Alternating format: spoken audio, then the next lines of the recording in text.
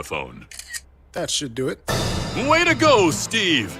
By simply taking digital pictures of his family's important documents, Steve can always have them stored safely online, no matter when disaster strikes. Learn other simple ways to protect your home and family before a natural disaster at ready.gov. That's ready.gov. A message from FEMA and the Ad Council.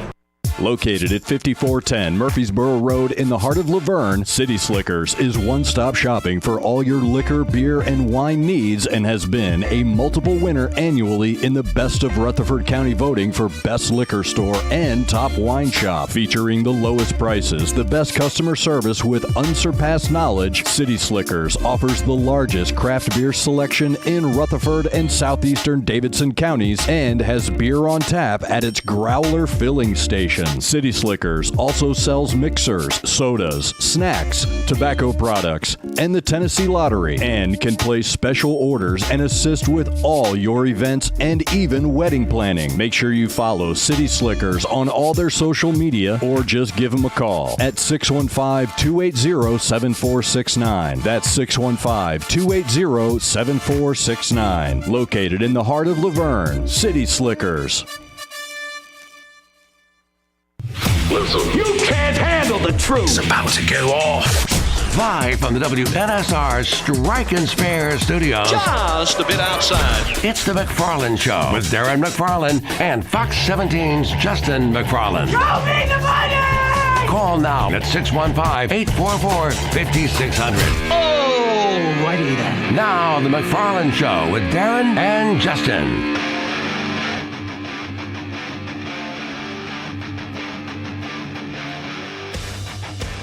And a good Tuesday afternoon to you, and yes, it is time for the McFarland Show here on WNSR. Darren and Justin here with you for the next 2 hours. Yes, Devlin sir. is alongside here at the Strike and Spare Family Fun Center studio. We got a lot of things to get to, as always, and we're looking forward to that. Jim Wyatt will join us to begin the second hour of the program. What? Yeah, we'll talk a little Titans with him. Oh, boy. As they are preparing for their next opponent, which is the Houston Texans, on Saturday, and it will be 1 degree for that game. So if you're going, It'll be slightly higher than that, but not by much. Maybe 5. What we really need to be talking about, you know what I need to ask, and I'll have a better answer on Thursday, obviously, when we get back, but is the wind chill.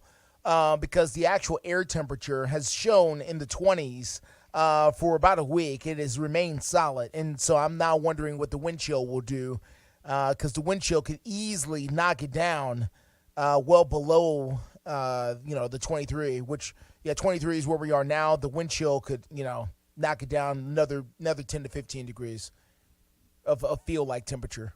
Yeah. It's I think I was being stuff. a little bit sarcastic, but it's going to probably feel like it's 1. Just saying. Yeah. It actually might be 1 coming up on Friday. That's the problem. Overnight Thursday, overnight Friday is when it's going to be rough stuff. Yeah. Hey, we asked the question yesterday on the show, who will win first? Yes. The Titans or the Preds? Turns out. We have an answer. The answer is the Nashville Predators. It took overtime, but they got it done. They did. Over at Bridgestone Arena, 4-3, the final score there. Did you end up going? I know you talked about going out to the game. I did not. You didn't. I'm sorry. We didn't have that conversation off the air. I'm sorry. Yeah, no, you're fine. You're fine. I know you mentioned that. Yeah, no, I didn't. Okay, fair enough. I watched it. You watched it, as you do most games. And I enjoyed it. Yeah. But, no, I didn't go back down and walk. Yeah. And, no. Yeah, park and walk. And walk and park. Yeah. And, turnstiles and all that, which they don't use turnstiles anymore. But, I got you. I did that for a long time. And so, you know what? I just stayed home and watched it. We all did. We all – listen, I parked and walked for the Nashville Knights, okay? And for those who remember that, down over Municipal Auditorium. It's nighttime in Nashville as they took the ice. But, no, seriously, an impressive win for the Predators last night, 4-3. I have a question for you about that game. I noticed that 3 defensemen scored for the Predators, in that game against Edmonton last night. Is that normal? No. Okay. No. No. That's not. I was like, I don't know a whole lot about hockey, but I don't think three defensemen are supposed to be scoring like that. Well, I mean, they they're, can. They're allowed to score. The goalie. Listen, UC Soros could have had 4 goals last night. I know he's eligible to score, but right. It's not typical. Not typically what he does. No. So you have 3 defense. You had 3 defensemen get a goal apiece last night. Yeah, Carrier won it in OT. The key was, they were able to keep Draisaitl and McDavid at bay, which is hard to do. Okay. And I brought up yesterday on the show, Draisaitl had one in his career has destroyed the Predators. In the remember I gave you the stat yesterday. Yes, it was 30 points in the last 10 games. Yeah. 30 points in 10 games.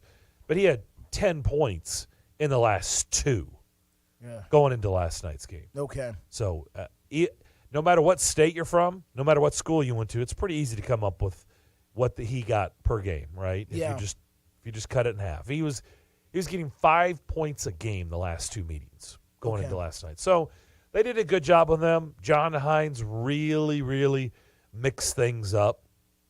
I thought Cody Glass played really well last night. The big question that I have is, that's great. That's awesome. I thought he played a really good game. I think he's been playing good of late. But, you know how this works. Mm-hmm. It's an 82-game season. It's a grind. Yeah. It's long. And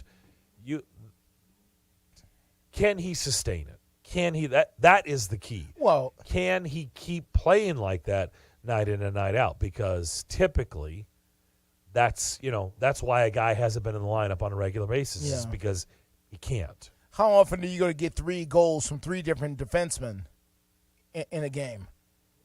Well, in their case, it probably won't happen again this year. Yeah, it's not like we can depend. What it sounds like, if we could draw a football analogy, this sounds the equivalent of, of Nick Westbrook-Akina going off for, over 100 yards. Yeah, 10 catches for 150 yards and 3 touchdowns. Right.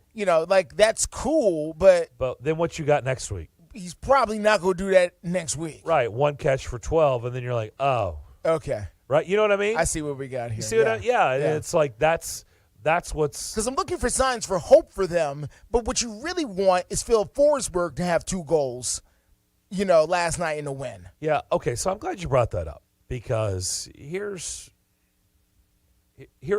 my 2 cents on that, okay? I've heard David Poyle and John Hines both talk about they need more scoring from their top guys. Okay. Does that make sense? Sure. Sure. That's what you're paying them, right? You're paying them guaranteed contracts, large sums of money. They count for a lot of your cap. So, yeah. Okay, I get that. Who doesn't understand that? The problem that I have is this, Justin. This is not the first time this has been said, okay? And just the other night, Matt Duchene sat for a while in the third period. That's happened before. It's happened to Ryan Johansson before. Kyle Granlund was on the 4th line last night to start the game. That's okay. You're not paying him to be over there, I take it. Well, here's the thing. This is just my – I want you to weigh in too. Yeah. If you have to constantly tell your stars that message, then probably I would say they're not who you thought they were. Because you have rewarded them and you've paid them, or hold on. Floyd Reese, late great Floyd Reese used to tell me absolutely this story all the time when he was the general manager of the Titans, and he used to come on with us for an hour every single week as the acting general manager of the Tennessee Titans. Boy. Did an hour with us. Jeez. Every Friday. It's a bygone era there. Yeah. So you talking about dating, right? Dating ourselves? Yeah. The acting general manager of the NFL team in town did an hour with us every Friday. Yeah, win or lose. And by the way, if we were at Buick Chevrolet, during the season? Yes. During the season? Yes. If we were in Murfreesboro at Buick, GMC, Chevy Yeah. of Murfreesboro, where we're going to be Thursday, Yes, absolutely. and it was that his day to be on, guess Yeah. where he'd be? Out there? Out there. Yeah. Sitting in the showroom with At the us. remote, huh? Yeah, not he wouldn't call in. No, he'd be there. Again, just to show you how times have changed. Well, just a bit. You don't see that or hear about that anymore. Floyd was a different kind of a guy as well. In addition to, it was a different era, but Floyd was also a different kind of a guy. But continue on. I don't want you to get off your point there. He said, if a guy I have valued is worth $1 million a year, in our room, we have assessed this guy's talent. Devlin. We believe he's $1 million a year player. Okay. That's our assessment of Devlin. Sure. But Devlin's agent wants $4 million a year. If we give Devlin $4 million a year, it doesn't make him, he doesn't become 4 times the player that he is. It's just how much it took to get him. It just means Devlin's smile is a whole lot bigger on his face, right? Because he's making $4 million a year, and he's really, according to them, worth about $1 million a year. Devlin, by the way, is smiling just thinking about Yes, it. By the way, you guys can't see him. He's on camera, he's probably gonna close his eyes and start dreaming of $4 million a year. That's not bad, Devlin. And it's a good thought to have. It's your NIL deal, my man. But the point is, if you pay, just to make it simpler terms, let's give him $2 million. Okay. Doesn't make him twice the player. He's not as happy now. Okay. Okay. And so the other part of this is, well, then if you're constantly telling them that, then maybe they aren't what you paid them. Maybe they're not the players that you paid. Okay. Because I don't understand why you would have to keep telling certain individuals, you're a star. You need to produce every game. Okay. And here's what I'm gonna go with that. Let's go back to our good friend Devlin over there, who has been the producer of this fine radio program here for a number of weeks now, and we are, Devlin, is getting paid to produce the show, and Devlin knows that he needs to produce the show. Devlin knows that he needs to make sure we go to break. He needs to play commercials. Devlin knows he needs to have the sound bites we're asking for. Devlin knows put us on camera. His responsibilities. Yeah. He knows he needs to turn on the lights. He knows he needs to do the stuff.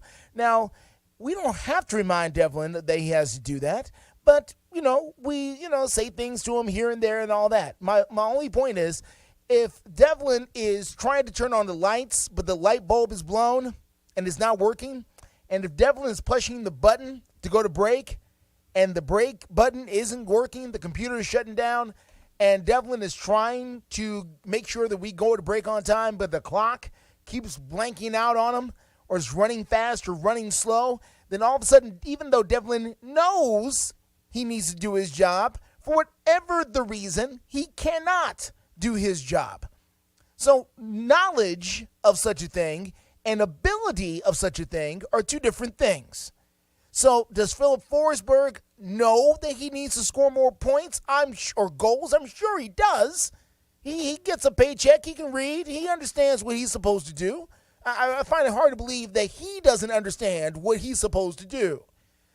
Can he do what he is supposed to do? Is he getting the opportunities that he needs? Is he being set up the right way? Is there something else going on that gets in his way that stops him from doing his job?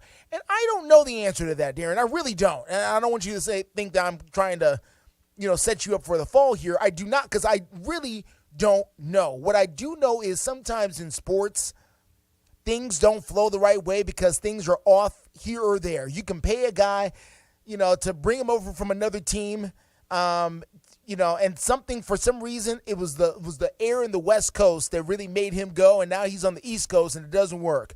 Or, you brought a guy from San Diego to Philadelphia and he hates being booed, and now he's being booed, and that's affected his confidence, and now he can't do it. Or you move a guy from fourth in the lineup to fifth in the lineup over here in this system because we already have a fourth hitter, but you're going to buy that fifth for us, and now the numbers don't come through as well. Why? Because you moved him in the lineup. It could be 1,000 little things. I don't know what's going on with Phil Forsberg. I really don't. I can't believe he doesn't know what he's supposed to do. And the question is, why isn't he doing what he's supposed to be doing? And I don't know. I don't have an answer. He was on the fourth line with Granlund last night. That's how the game started. Tommy Novak was centering the fourth line with Forsberg on one side, Granlund on the other. Cole Smith was on the top line. So, question. When that happens, would that suggest there is some type of internal struggle that is happening there? Some type of internal disagreement that is taking place? When that happens, is it line placement, some type of coaching decision that may have happened as a result of some type of strategy and or disagreement that may have taken place between coaches, assistant coaches, trainers, whatever? Like, how does that get determined? What happens is whenever you are drafted, fairly or unfairly, you are judged by your draft position. Okay? That happens across all sports. That's how it works in any sport. Yeah. Okay? Corey Davis was taken 5th overall. Man. Sammy Watkins, who was released yesterday by the Packers, 2nd overall, was taken, I think, 4th. Was he 4th? Overall. Okay. 4th overall. Is that their fault? No. No, it's not. No, it's not their fault. But they are judged because that's when they were taken. And that's just how it works. If you are paid whatever you're paid in the sports world, it's disclosed. Everybody knows. The fans know. The media know. Everybody knows. Your teammates know. Everybody knows. And you are judged by that. So whenever you are paid a certain amount, you are judged on the amount that you're paid, whether you're worth it or you're not. So when we talk about fans and media talking about that player or certain players on a team, fill in the blank sport, you are judged by how much you're made. Because if you are paid a certain amount, you are expected to produce at a certain level. Fair or unfair. But if it's not working, someone has to take the blame. Is it the player? Is it the coach in the system, right? Not being put in the right spot? Or coaches? Is it the GM for giving him a bad contract? It's like Bud Dupree right now. But Bud Dupree is not living up to his contract. He's not living up to what the Titans are paying him to do. He's not. I've said this before on the show many times. Okay? Is that Bud Dupree's fault? Is it, again, you don't ever fault a player for taking what they're given. You don't ever expect them to go, look, I really appreciate the $16 million this year. To be honest, I'm worth about 10. Okay? Yeah. You probably should just pay me 10. No, that's not how it works. You take your $16 million and you skip to the bank, right? Or today it's probably direct deposit. So you don't have to worry about going to the bank. Yeah. You take your money. The point is, when people are being questioned, whatever sport, football, hockey, whatever, fill in the blank sport, you have to figure out, why isn't it working? They are paid to be a certain player. Were they overpaid? Are they not what the franchise thought they were? Which I think it's hard to believe in this case of Philip Forsberg. They've been around him since he was 19. Bud Dupree's a guy you brought in over from another team. It's much different, right? It's a much more difficult process because you don't really know what they're like because they haven't been your property. Yeah. In the Predators' case, most of these guys, it's been their property, right? So they know them better than anybody, whether it's Matthias Ekholm, Roman Josi, Philip Forsberg since 19. They didn't originally draft him, but since he was 19 years old, right? He's been in the system. So these guys have been around I can keep going. Granlund's on his, third contract with them? I mean, I know he's right? So they know him. So you don't really have that in play because you should know him better than anybody else. With the Titans, other players that we've talked about, whether it's they brought in, Julio Jones and it didn't work, or Jadeveon Clowney, it didn't work, or Vic Beasley, and it didn't work. Bud Dupree, it hasn't worked to this point. You have to then figure out why. Is it the system that they're in? The system is not conducive to them? Is it the coaches aren't putting them, that's part of the system part? Yeah, They're not putting them in the right? Or is it the organization gave them a bad contract? They're not truly worth that. I don't know. Yeah. But I do know this is what happens whenever players aren't producing. People will question, why? Why did this work last year, Justin? That's what I would ask you. Why did Forsberg have 42 goals last year, Duchesne have 43 goals last year, and Roman Josi had a year, and Roman Jossi's been playing. Roman Jossi's Roman Josi. He's not going to do what he did last year, and nobody expected that. But I'm saying it's the same coach, basically the same team. Tanner Jeannot had 24 goals. Is it sophomore slump? What is it? He's not even right now. He's not even come close to last year. Although last year he tailed off. Agreed. None of them have. None of them have come close. Now, I don't know why. Why? None of them have come close to what they did last year. Okay, so why? Johansson's not having the same season. So why? Same coaches, same everything. The system hasn't changed. So what changed? It's hard to say. I'm not sure. I know everybody's trying to figure it out, but I don't know. And that's why the question I've asked before is it that the league has gotten better and they haven't? Maybe sometimes, the things around you are the things that changed and you didn't. And it could be that simple. Maybe you are playing the exact same levels you've been playing at. It's just that the league around you has gotten better. Could be. I don't know. Maybe they've watched film and figured out a wrinkle or something that, and listen, that happens all the time, and especially in football. You get a year of film, and you go, okay, well, this isn't going to happen again. Look what's happening to Derrick Henry right now. People have figured out about this whole safety and cornering and making them basically jump the line, get into the backfield. People have perfected that, and it has severely hurt him. And now people say, well, he's lost a step or whatever. No, the scheme is different against him. I don't care what anybody. I know it is. The scheme is different. So that's a part of it, too, is other people get better. They attack you in different ways, and now you don't have a way to adapt. That could be part of it, too. Yeah. Well, the good news is that was a much-needed win. It was. They needed that. Even with 3 goals from 3 defensemen. They'll take it however they can get it. That doesn't matter. They've had plenty of production out of defensemen in the past. They just haven't had it this year. Okay. So we'll see if they can roll into Chicago, your stomping grounds, and take it to the Blackhawks tomorrow night. Keep this thing now. Maybe this starts, a winning streak. Maybe so. Which again they need. They need to string together some wins. Yeah, very badly. They need to get back into a good patch. Very badly. Yep. Very badly. We'll come back. We'll do tomorrow. So we've been doing our top 10 in the NFL every Wednesday. Tomorrow, just programming note.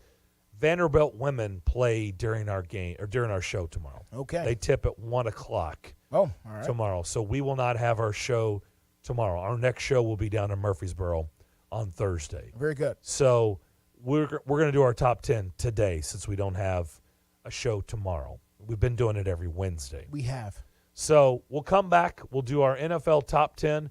We'll do that next here on the McFarland Show, Nashville Sports Radio. Are you looking for a trusted partner who knows AT&T business inside and out? ABS Communications is an organization built on the premise that telecom solutions and working with companies like AT&T can often be complicated, and the customer needs someone to help them navigate through these complexities. They make complex simple. Whether it's helping maintain, manage, or secure your business, ABS Communications is here to help with all your business telecom and mobility needs. Their business was built with the goal of simplifying the process of connectivity for the customer and establishing a long-term relationship of trust through transparency and accountability. ABS Communications is a top 5 AT&T authorized agent with over 200 years of AT&T technical experience. You can call Mark and the gang at 615-349-8588, or you can visit their website at abscomm.net. And remember, mention the McFarland Show to ABS, and you could get up to $250 in a Visa gift card for new ABS business customers.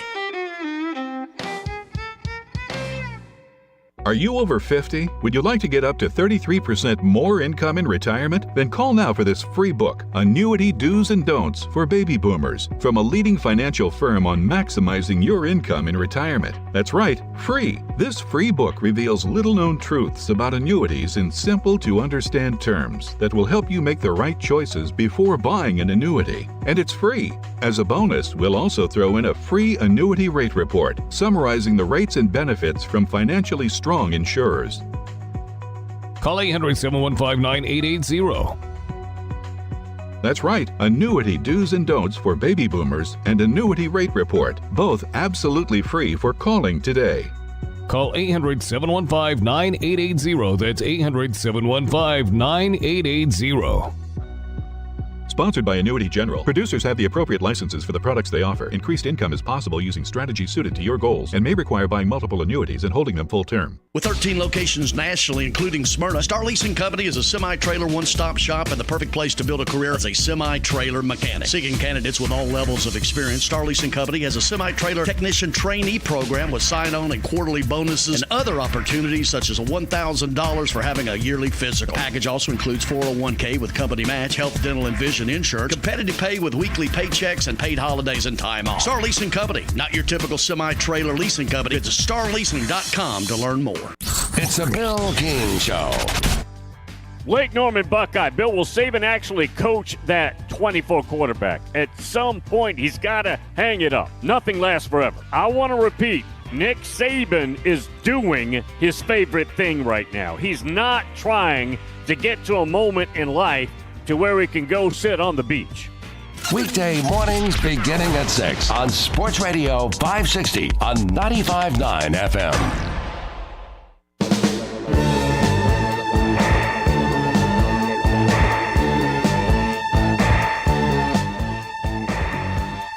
All right, it's NFL Top 10 time. Back here on the McFarland Show here on this Tuesday afternoon. Today is going to feel like we're at the beach compared to basically every day after today. It's just going keep to get going cold. down. Yeah. It's gonna Don't keep going be surprised. down. Don't say, boy, it's cold. We're telling you now. It's going to get cold. Really cold. It is. Okay. It is. All right. Let me start. Philadelphia went to Chicago. They beat the Bears. That's the good news, right? They've stayed with just one loss. 13-1. Very good. But yesterday, the news came out yesterday. They may be sitting their star quarterback, Jalen Hurts, who is dealing with a shoulder injury. I haven't looked. In fact, I should.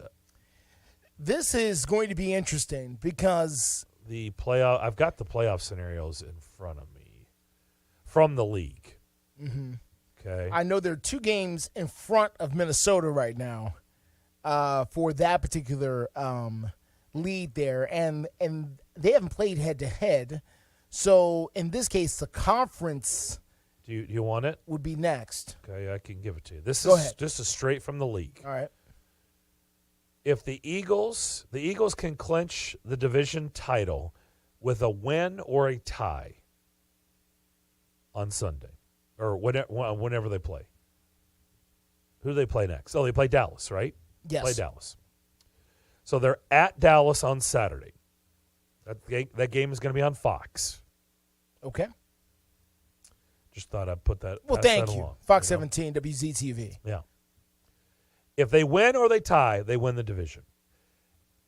Philadelphia can clinch home field advantage throughout. Get that bye with a win or a tie plus a Minnesota loss or tie. Okay, I see. Look, Philadelphia's in the driver's seat, okay? Yeah. I can't imagine. They're still waffling on whether they play Jalen Hurts.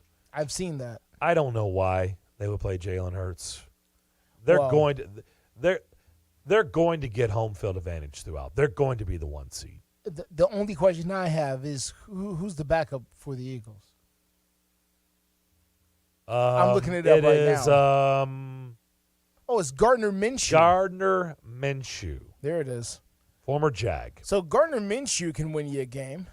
Or, he can keep you in one. So they're at Dallas on Saturday. They're home against New Orleans in Week 17. Home against the Giants in Week 18. Okay. Well, yeah. You would think. Yeah, I mean, look, they would have to lose all 3. Yeah. Who was it? Minnesota. I would have to win all 3. Yeah. So it's like, what? I don't know. Or I think Dallas. it's a bit of a stretch. Yeah.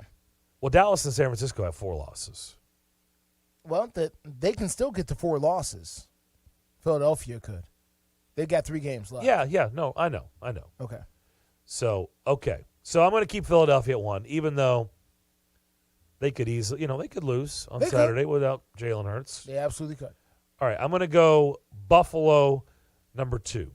So that was a good win at home in Snowball Gate. Mm-hmm. They beat Miami on Saturday. It was a good game Saturday night. I think Buffalo is getting right. I really do. I don't think they're perfect. I don't think anybody's perfect. No. Okay? Not Everybody's even the got Eagles. warts. Everybody's got flaws. Yeah. Nobody's perfect. Nobody looks like a machine. I mean, an absolute machine. In fact, right now, the two teams that probably look like a machine right now today are San Francisco and Cincinnati. Yeah, they do. I mean, they're playing the best of. They look pretty unstoppable. Right now. Right now. But Again, Buffalo looked unstoppable back in September. Yes. So correct. That's the beauty of the NFL. Ebbs and flows. So I've got Buffalo 2. I reluctantly put Kansas City at 3. They're winning by the hair on their chinny chin chin, but they win. They do. And here's the bottom line. Do I really think Kansas City's the third best team? I don't know. I don't know if I do or I don't. What I do know is what you've heard us talk about on this show. What I've said, if you have Patrick Mahomes, hey, you just have a chance. Solves a lot of problems. Right. You can mask a lot of problems when you have Mahomes under center. Period, bottom line. And there's only one Patrick Mahomes. Yeah. So he masks a lot of problems. Are they perfect? Not even close. No. Not even close. But they have arguably the best quarterback in the league. Yes. So there you go. Kansas City is 3. San Francisco, I have pushed up to 4. I had them 7 last week. I think, right now they're just dangerous. Wow. We were wondering, even with Brock Purdy? He looks Purdy, man. He looks like Joe Montana. He looks Purdy to me. Okay. Does it look like they missed a beat with Purdy? No, it hasn't. Okay.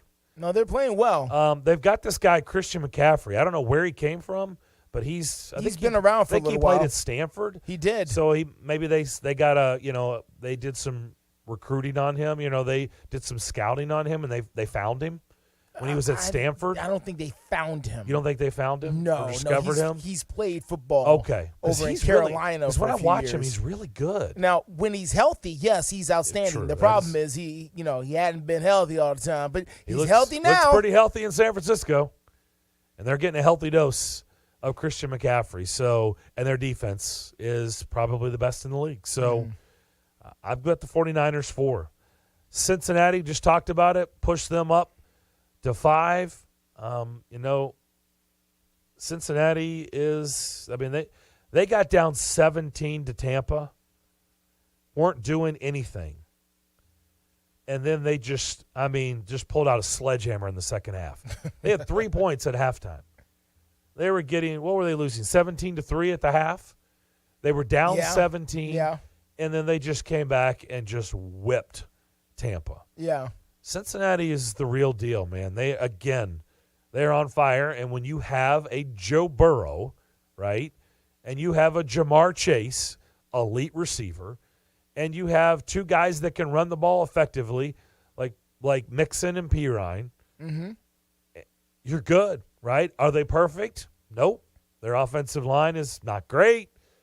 Their defense isn't great. Nope. But again, that great quarterback can mask problems. So I've got Cincinnati 5. Minnesota slides to 6. They win. So I'm not going to beat them up too much. They came back, historic comeback. But my goodness, you're down 33-0 at home to the Indianapolis Colts on a primetime game. Yeah. Like you can't get down 33-0 to the Colts. Now, you get the credit. You came back and you won an OT. But I am going to push them down just a bit. Minnesota at 6. Dallas at 7. Dallas has got the defense. Dallas has got a pretty good running game with Pollard and Elliott. Dak Prescott continues to underwhelm me. They're not winning because of Dak Prescott. But, hey, they still put points up. They do. And they still get it done. So I'm going to put Dallas at 7. Yeah, and they've already clinched the playoff spot. And they lost to the Jags. I get it. And they're in the playoffs already. And they were up 17. So I'm a little surprised with that defense. They gave up 40 points to Jacksonville, they did. technically 30-34 because it was a pick six at the end of the game. It was. I've got Miami at 8, Baltimore at 9, the LA Chargers at 10. I really struggled with this because I think the Giants belong in that discussion. I believe the Detroit Lions belong in that discussion. The Detroit Lions are a dangerous team right now. Mm-hmm. They're playing with keep winning. loads and loads and loads of confidence right now. Mm-hmm. And so I really wanted to put them in, but, am I really going to beat up on Baltimore for losing that game without Lamar Jackson? It's hard, Yeah. right? He is their team. He's the whole thing. He's the whole thing. And so do I just throw him to the scrap heap because he sits out a game? Well, you throw him to the or scrap a couple heap games, if a couple he's not games. healthy. Now, if he's just sitting out and trying to preserve himself for the playoffs, that's one thing. But if he's not healthy and, he's not coming back, that's another. So that's my top 10. I've got Philly, Buffalo, KC, San Francisco, Cincinnati, Minnesota, Dallas, Miami, Baltimore, and the Chargers. That's my top 10. All right, very good. So the list I gave you is incorrect, sir. I realized I missed a team in my top 10, and so I needed to make a correction. And if you look at it long enough, you'll see the missing team. But we'll go over it here anyway. And I've made a correction. I'll make a correction on your master list that you keep over there in the top secret file of Darren McFarland. Mm-hmm. All right. So number 1 on my list this week is your Kansas City Chiefs. Chiefs or die, as they tell us sometimes out there. I met a Kansas City fan group on my trip to the AFC Championship game. They called themselves Chiefs or Die is the name of their fan group. So they are, for that year, they lived a lot because they won the Super Bowl that particular year that I went out there and met them. But Chiefs at number 1, and they're number 1 only because Patrick Mahomes is the most dangerous man in all of football. It doesn't seem to matter what you do to him. He makes passes behind his back with perfect spirals. He does shovel passes. He does everything. Patrick Mahomes and the Chiefs, number 1 for me. Number 2, the Buffalo Bills. And here's the deal. The Chiefs and the Bills have already clinched playoff spots already. Like, they're already in. So whatever they do from here on out is just gravy, and they're just trying to figure out where this next epic game could potentially be. Is it going to be in snowy Orchard Park, or is it going to be in the cold wind of Kansas City? That is what the rest of the playing time is like for them, trying to figure that out. So Buffalo at 2, Kansas City at 1. Philadelphia, the Eagles coming in at number 3 for me. Why are they at number 3? I'll tell you why. Because I don't know if Jalen Hurts is healthy or not. And he hasn't played hurt before that we've known about. So let's figure out what's going on with Jalen Hurts, which I've been consistent on my list this year. When starting quarterbacks are hurt, I put you on the shelf for a minute because I don't know what's going on, because it's a quarterback's league, and if your quarterback isn't right, then I can't trust whatever you're doing. All right, number 4, the Minnesota Vikings. Darren knocked them down a little bit because of their performance against the Indianapolis Colts. I think the Vikings did well. You cannot do what they did. Come back from 33 points down in the National Football League like this is Pee Wee Pop Warner, football or something. You can even do that in college football. In the NFL with professional schemes and professional players, you came back from 33 points down and you won the game? How in the world did you even do that? I guess playing the Indianapolis Colts and an interim head coach who's never coached before, I think probably have something to do with it. Maybe. And then you fired and then Matt Ryan's on the other team, which Matt Ryan has seen this movie before, poor guy. So he now holds the record for both. Yeah. Okay, largest comeback in Super Bowl history was on his watch. Largest comeback in NFL history on his watch. You know who's thrilled about this? Warren Moon and the Houston Oilers.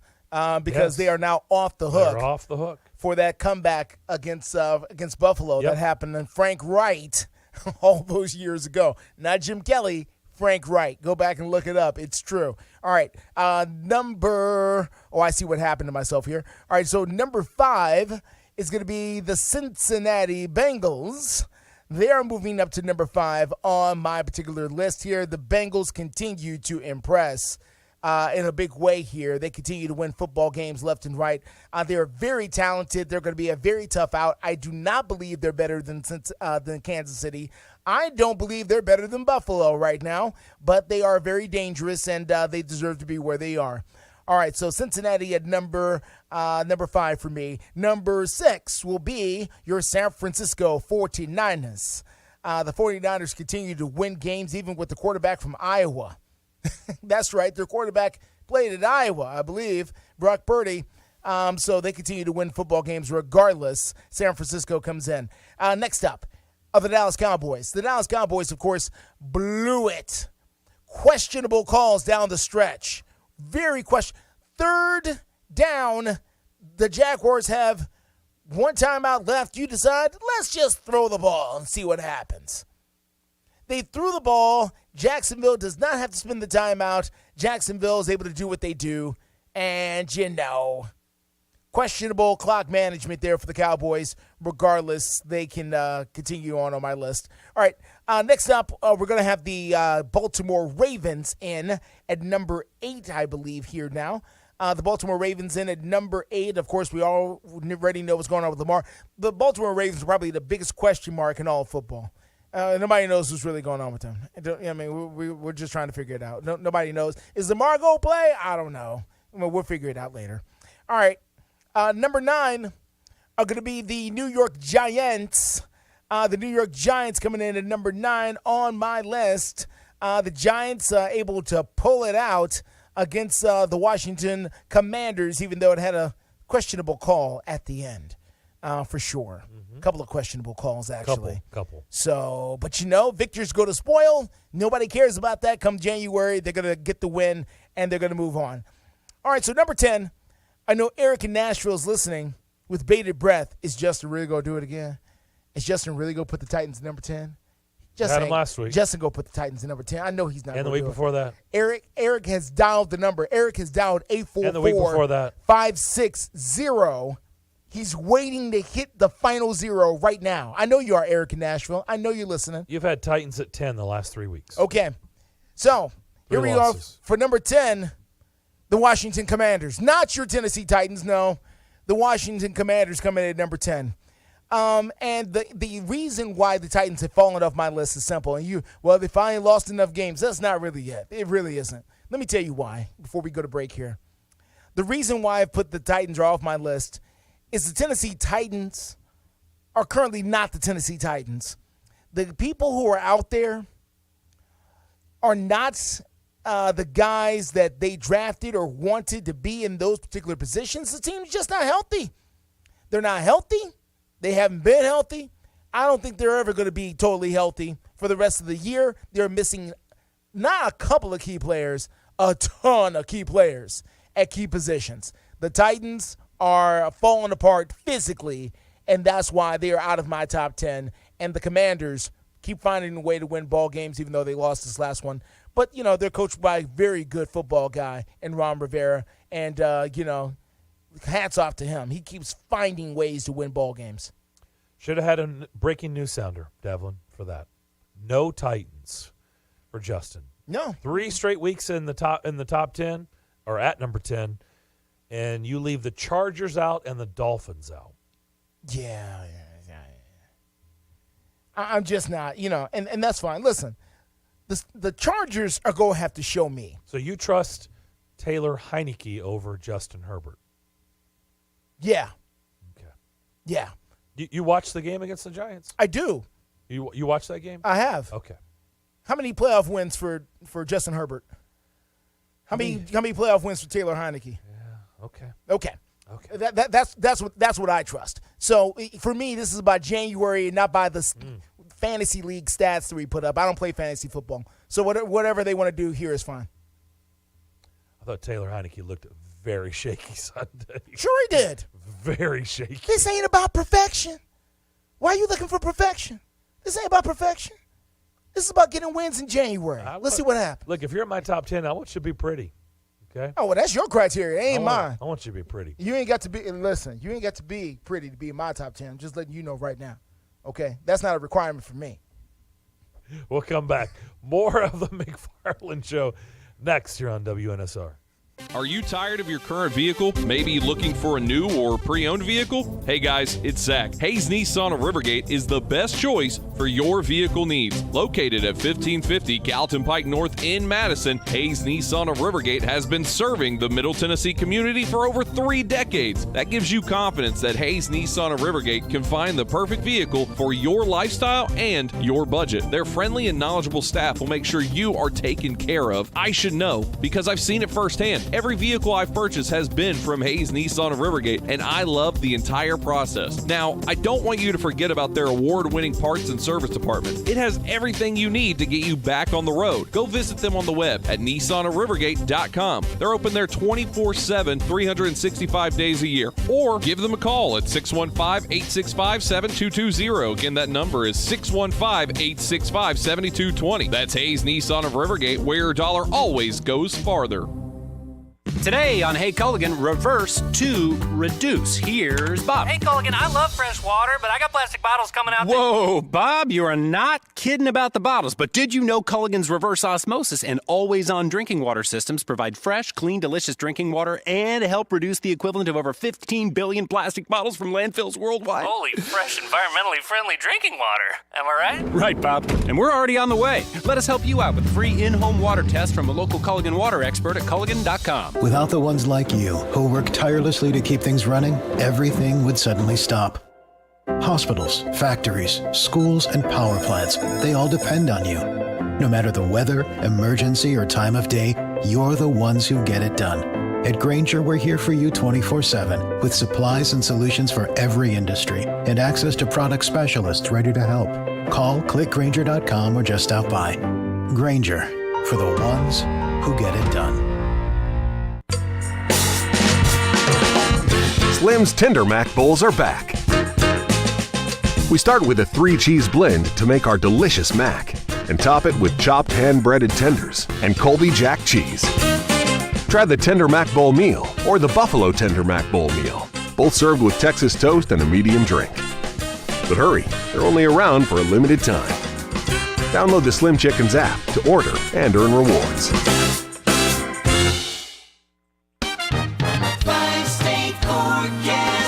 Your exclusive national sports radio, WNSR, Skyscan forecast. Today's going to be partly sunny, high 50. Partly cloudy tonight, low 28. Wednesday, partly sunny, high 52. Cloudy Thursday with showers likely, or high 54. Utilizing the resources of the Weatherbug Network on National Sports Radio, I'm WNSR's meteorologist, Jim Rinaldi. Sports Radio, WNSR.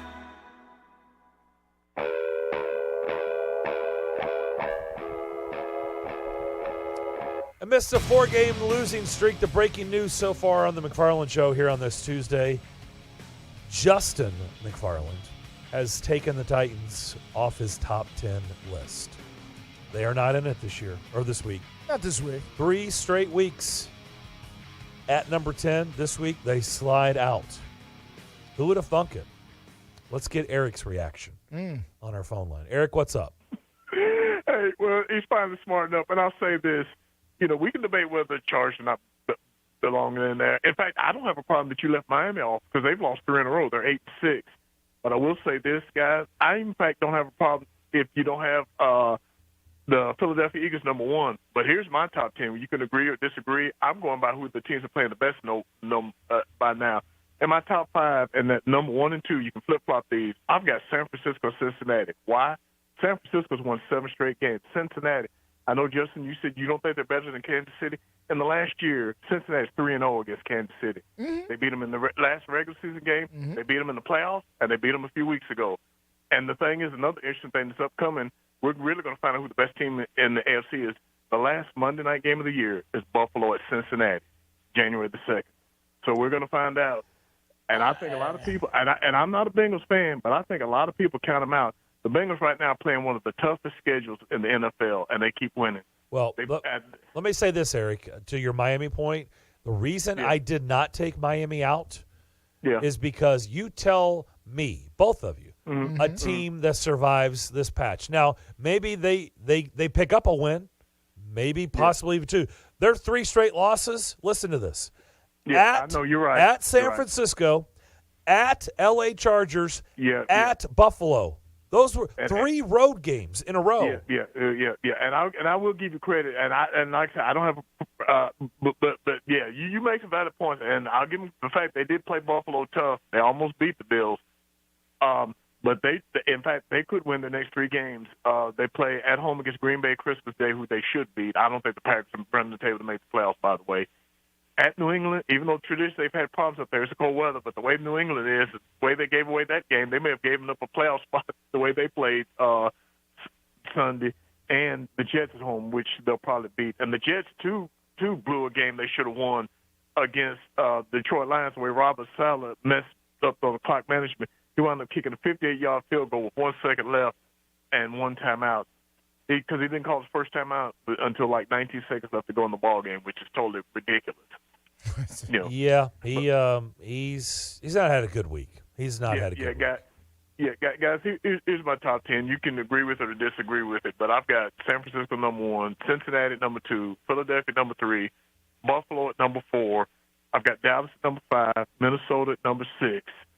I've got at number 7, I've got the Baltimore Ravens. I've got the New York Giants at number 8. I've got the L.A. Chargers at number 9, and the Washington Commanders at number 10. So you're more in line with Justin. Yeah. Hey, guys, I'll tell you what, it's just going to be wild seeing what goes on the last few weeks of the season, guys. Absolutely. I tell you what. It is going to be fun. Absolutely. All right. Guys, y'all take care. We'll talk to you again soon. Thank you, Eric. Appreciate it. Thank you, sir. Jags at the Jets on Thursday. Yeah, boy. So the Titans are going to know. Yeah. They're going to have they're going to know what the Jags did. What's at stake for them on Saturday, because the Jags will be in New York to take on the Jets. That's an interesting matchup. It is. I'm trying to think. Let's see. Other interesting matchups. Giants at the Vikings. That's a good one. Bengals at the Patriots. I told you. I've been saying this for weeks. Patriots are not that good. Lions at the Panthers. I think the Lions are going to keep winning. Commanders at the 49ers. Eagles at the Cowboys. And then Sunday, by the way, Christmas Day, I don't know if people know this, it's a triple header. Okay. On Christmas Day. All right. Packers at the Dolphins. Broncos at Rams. Yuck. Ugh. Bucks at the Cardinals. Yuck. Ugh. Wow. Ugh. That's a rough But listen, Christmas again, Day. You make these schedules in April. You make these schedules in April and May. Yep. And, in April and May, if you rewind the clock, it doesn't look that bad, but now it looks awful. Who would have thought, at this particular point, it would be like this? We'll come back, wrap up the hour with Pat Sperduto. We'll do that next. Now's the perfect time to download FanDuel, America's #1 sportsbook right now. New customers, no sweat, first bet up to $1,000 free bets back if your first bet doesn't win. Sign up with the promo code Greg P. FanDuel has all the kind of ways you want to play, from the money line to point spreads, player props to same-game parlays, live betting, updated odds, in-game, on and on and on. And it's all the sports, right? It's all the sports. And all that on that app. It's safe, secure, super easy to use. Sign up today, promo code Greg P, for that no sweat first bet. Promo code Greg P. That's promo code Greg P. Indeed, make every moment more this season with FanDuel, the official sportsbook partner of the NFL. Now you got to be 21 and older, present in Tennessee. First online real money wager only. Refund issued as non-withdrawable. Free bets expires in 14 days. Restrictions apply. See terms at sportsbook.fanduel.com. Gambling problem? Call the Tennessee Red Line 1-800-889-9789.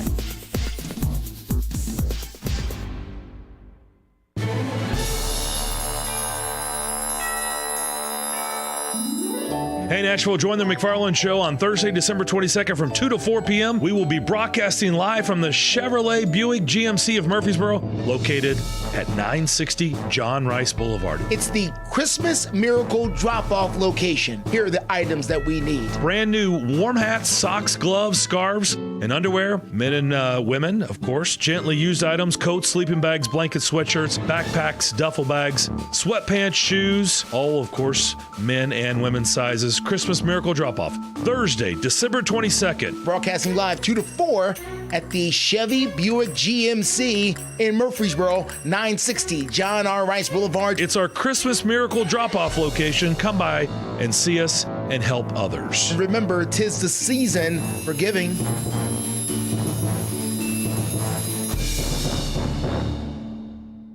If you need a staycation or planning a trip to Music City, stay at Bento Living Chestnut Hill. Voted the best boutique hotel in Music City by the Nashville scene. Bento Living is located on the edge of bustling downtown. And if you're looking for somewhere to host your holiday party, whether it's an intimate gathering or a corporate celebration, they have unique spaces to fit your holiday needs. Visit bentochestnuthill.com for more information and reservations.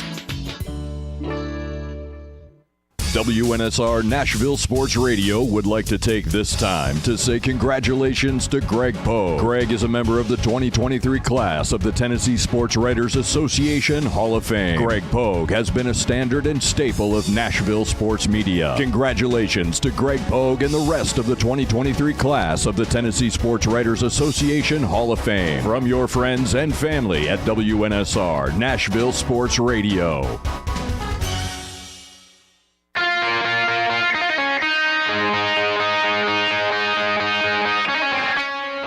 Quickly, let's bring in our buddy Pat Sperduto. No show tomorrow. No McFarland Show tomorrow. Vanderbilt women play a day game during our show. So our next show will be Thursday in Murfreesboro, and we need your help. Pat, tell everybody how they can help. Well, they can keep doing what they're doing because obviously there's been a great turnout from your show. We are collecting items for the homeless to be delivered on Christmas Day. Warm hats, new socks, new gloves, any type of sweatshirt, sweatpants, backpacks, duffel bags, coats, and you can drop them off at any of the three neighbors' locations in Germantown, Franklin, and Sylvan. And the turnout's been great. And then, of course, on Thursday, I'm going to see you guys at the GMC Chevy dealership in Murfreesboro, and I'm excited to spend a little bit of time with you guys, and maybe we can laugh and chuckle a little bit and enjoy a couple days before Christmas. We should be laughing and smiling because we're indoors on Thursday, you know? It is going to be very cold. I just I was on a call at our place. They think game time temperature will be wind chill factor -5 for us. Yeah. I'm sure Seattle was thrilled. Yeah. For that matchup. Chiefs host the Seahawks on Saturday. So yes, Thursday we will be in Murfreesboro at the Chevy Buick GMC at Murfreesboro dealership there on the Medical Center Park, or off the Medical Center Parkway exit, 960 John R. Rice Boulevard to be exact is our location. And once again, those items that you can stop by and bring to us are as follows.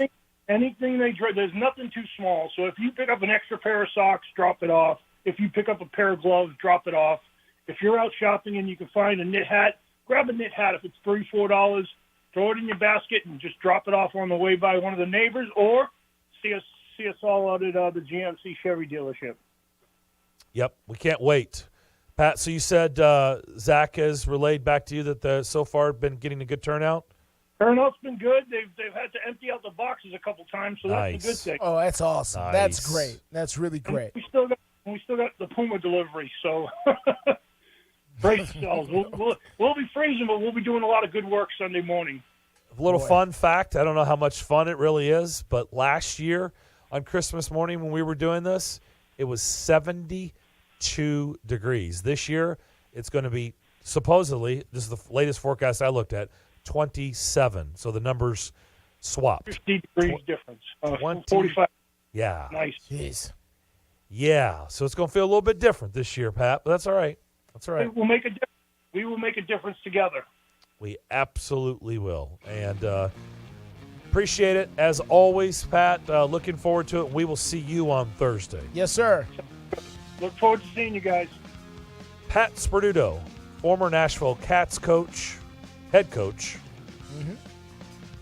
former Titans coach, and now longtime scout for the Kansas City Chiefs. He's a good man. Very cool So event. is his family. Looking forward to all of this. Should be a lot of fun. His daughter works at Puma. And Puma that's why he said what he said. They're aware of the cause, and they are going to contribute to the cause. So Very cool. How cool is that? Okay. But that doesn't mean we still don't need your help. Absolutely. Look, whatever we get, we will put it to good use. Yeah. Trust me on that. That'll do it for hour number 1 here on the McFarland Show. We're going to come back, talk Titans with Jim Wyatt. We will do that next. On air and online, Sports Radio WNSR, Brentwood, Nashville. ABC News, I'm Justin Finch. Authorities and residents in Northern California are assessing the damage after a powerful early morning earthquake.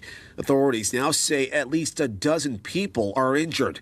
ABC's Rena Roy has more. The damage is widespread. One Humboldt County official saying a short time ago that it is a total mess in the city of Rio Dell. She says that there are houses off their foundations and no power or water into the city after a major water main break. And in Ferndale, near where the quake struck around 2:30 this morning, we know there are cracks in the road and a bridge that's damaged. The Supreme Court has intervened in the Title 42 legal battle.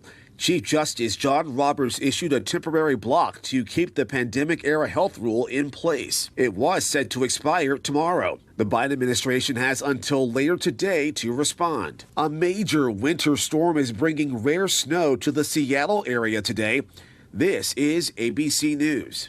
Attention all business owners who rent or lease space, including storage space. Stop wasting your money paying someone else for your space. You can now save a ton of money and own your own building with the incredible end-of-the-year sale prices from General Steel. That's right, start saving money every month on renting space from others. Just call 888-74-STEEL to see how General Steel can help you save money. Our 50-year structural warranty buildings are custom designed for your needs and save you a ton of money. Call 888-74-STEEL. Take it from a successful entrepreneur. If you need to expand or start a new business, you need General Steel. Great team and the competitive pricing is the reason I went with General Steel. Call 888-74-STEEL now, and you can get any of our popular quick construction structures, including a 40 by 60 foot building or a 50 by 100 clear span building at end of the year savings. Call 888-74-STEEL. That's 888-747-8335. 888-74-STEEL. Hey guys, it's Zach. Give the gift of play with a team at Play It Again Sports in Brentwood and Hendersonville. Stop in and stock up on a huge selection of new and gently used gear and equipment. Their 12 Very Merry Holiday deal starts Tuesday, December 13th and runs through Saturday, December 24th. The sale features over 50 limited quantity hot buy specials and 12 unique daily deal specials, one per day. So if you're looking for that perfect gift for the sports enthusiasts in your life, then Play It Again Sports in Brentwood and Hendersonville has it all covered for you. If you have sports equipment you no longer use or doesn't fit, you can trade it in for either cash for holiday gifts or for store credit towards your next purchase. You can be like me and upgrade your golf bag. I'm always in the Hendersonville store checking out the used golf clubs they have there, trying to fix my game. Make sure you tell them your buddy Zach over here at Nashville Sports Radio sent you, and give the gift of play this holiday season with the good folks over at Play It Again Sports in Brentwood and Hendersonville.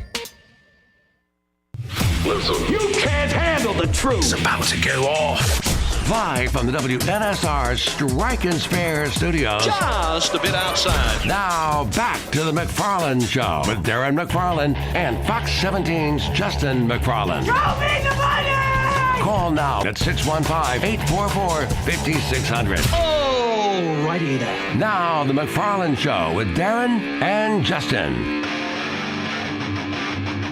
Second hour on this Tuesday afternoon. Switch gears. Let's talk a little Titans. Jim Wyatt, man, the myth, the legend. Absolutely. TennesseeTitans.com now joins us. Jimmy, how we doing? I'm doing great. How you guys doing today? Doing fantastic. Just preparing for the cold. Thank goodness the press box isn't open air, right? I know. That'd be bad. It's tough. There was a time when I went to Philadelphia back during, I think it was the 2000 season, I want to say. We played in Philly during I think December. Aldo Greco kicked the game winner to win that game that year.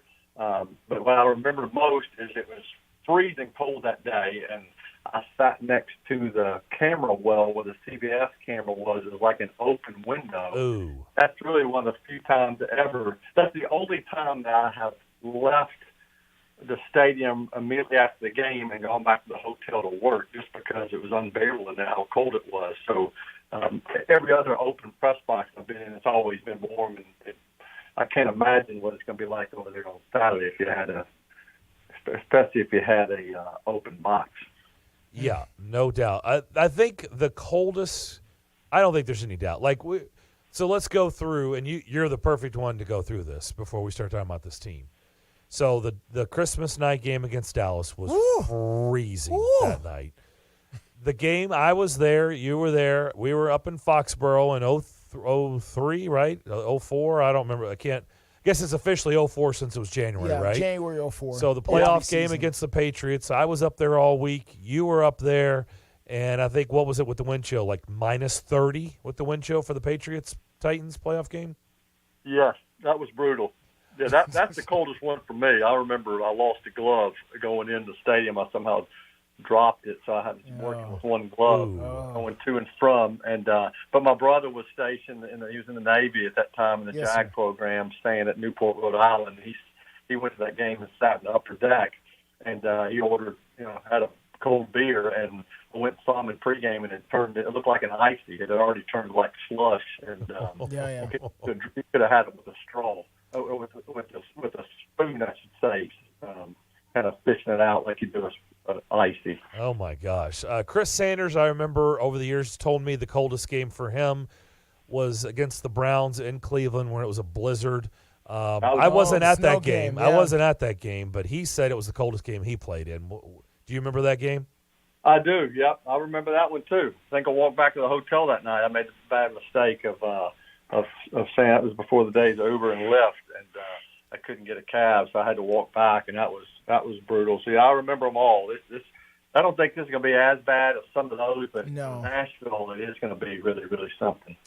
I can't believe it, because I think if we would have thought, if I would have asked you this a month ago, we would all have a good laugh about it. But we're all going to be watching the Jags and the Jets on Thursday night because it's an important game now. Again, would have been laughable a month ago. But the Titans will be watching too. So they're going to know what the Jags did Thursday when they go to New York to take on the Jets. Can you believe we are having that discussion today, and it's a serious discussion? Yeah, it is. I mean, it's just crazy how much things have changed. When the Titans won 7 of 8 games, sitting at 7-3, you were starting to look at clinching the division really early. Mm-hmm. And the reality is, if the Titans would have won that game against Jacksonville back on December the 11th, the division would be clinched right now, because I was already looking at scenarios what would need to happen. If the Titans would have been to Jacksonville on the 11th, then what would have happened is an Indy loss to Minnesota would have clinched the division before the Titans even landed in Los Angeles. But we all saw what happened Saturday. The Vikings made an incredible comeback, but the Titans couldn't take care of business against Jacksonville and opened the door for them, and now they're rolling, and the Titans are in a situation where let's tell it like it is, they're holding on for dear life. I mean, the Jags are on a roll and playing with a lot of confidence. The Titans have lost 4 games in a row. They're banged up. Wondering who's going to play quarterback this week. Wondering who's going to play on the offensive line. Trying to get some guys back desperately to help you. It's it's a completely different situation, like you said. And the best case scenario would have been to clinch early and then rest some of these injured guys where you could be helpful for the playoffs. But if things don't change, or if the Titans don't get a little help here along the way, then they're going to be playing Titan to the finish, and that's probably not the best scenario. What has your mailbag been like for the last 4 weeks? Oh, it's been brutal. Yeah. I mean, it usually goes up and down. Like usually after wins, people are fired up and excited. After losses, if you win 5 games in a row and then you lose a game, they want everybody. Some people want everybody fired. Yeah. But the last 4 weeks have been rough. I mean, because and it's been rough around here. I mean, because you had the departure of John Robinson mid-season, which just sparked a lot of opinions. There's clearly a lot of frustration still around Todd Downing and play calling. I get a lot of emails about the offensive line and protection. It just, I mean, one today just said fire everybody, and so that's just kind of where we are. But I think realistically, you look at this team now and the way they played on Sunday, and I thought they showed a lot of heart. The guys showed a lot of heart. I thought they fought. They had a great chance to win. Didn't defend well, and you end up getting beat without giving you a chance to win OT. But that's you don't get pats on the back for playing well and playing hard when you've lost 3 games in a row prior to that, and you've seen your division lead almost disappear. So I get that people are frustrated, and I get that people are losing patience, and I can only imagine what it's going to be like if the Titans can't find a way to win on Saturday. Yeah, not surprised by that response. So I do want to ask you, because Mike Vrabel's been saying this for weeks, and clearly Amy Adams-Strunk agreed that this roster is void of talent right now. It's lacking a lot of talent. There's a lot of barren areas on this roster right now, and so they've made a change. We don't know Ryan Coward, right? I've never met him. You are over there, and I'm not asking you to tell us who, because you don't know either. You're not in the process, but you're around, a couple people that are candidates to take over and be the permanent general manager. I don't know what direction the organization is going. Are they going to keep it in-house? Is it going to be from the outside? But could you just speak on the guys that are in-house, that are potential candidates? What do you think of them? Because Justin and I don't know them. We've never been around them. No. Yeah, well, Monty Ossenford and Ryan Cowden are the two, obviously, that they're kind of, Ryan Cowden he hasn't been named interim GM. He's continuing with his current title, but he's the guy that's making the decisions from a personnel standpoint, working with Vrabel. And then Monty Ossenford obviously has experience. People know him from his days in New England, and both of these guys, Ryan Cowden and Monty Ossenford, have gotten attention from other teams when they've interviewed candidates for jobs in the past, which kind of speaks to their reputation. I like both of them. I think both of them are really good football minds. Ryan specifically is a guy who has kind of paid his dues. He's done a lot of interviews over the years for jobs, and I feel like at some point he's going to get hired. He has a really good reputation.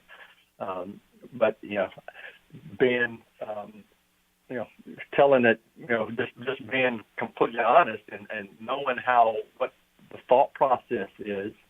I also get when I hear, and I think Amy Adams-Strunk is who's going to make this decision. The school of thought I hear when his name comes up is, well, he was working alongside John Robinson. He was part of the decisions when he was made. So how can he in turn end up being his replacement? And I get that, but I also say that I think Ryan probably has his own thoughts on how things.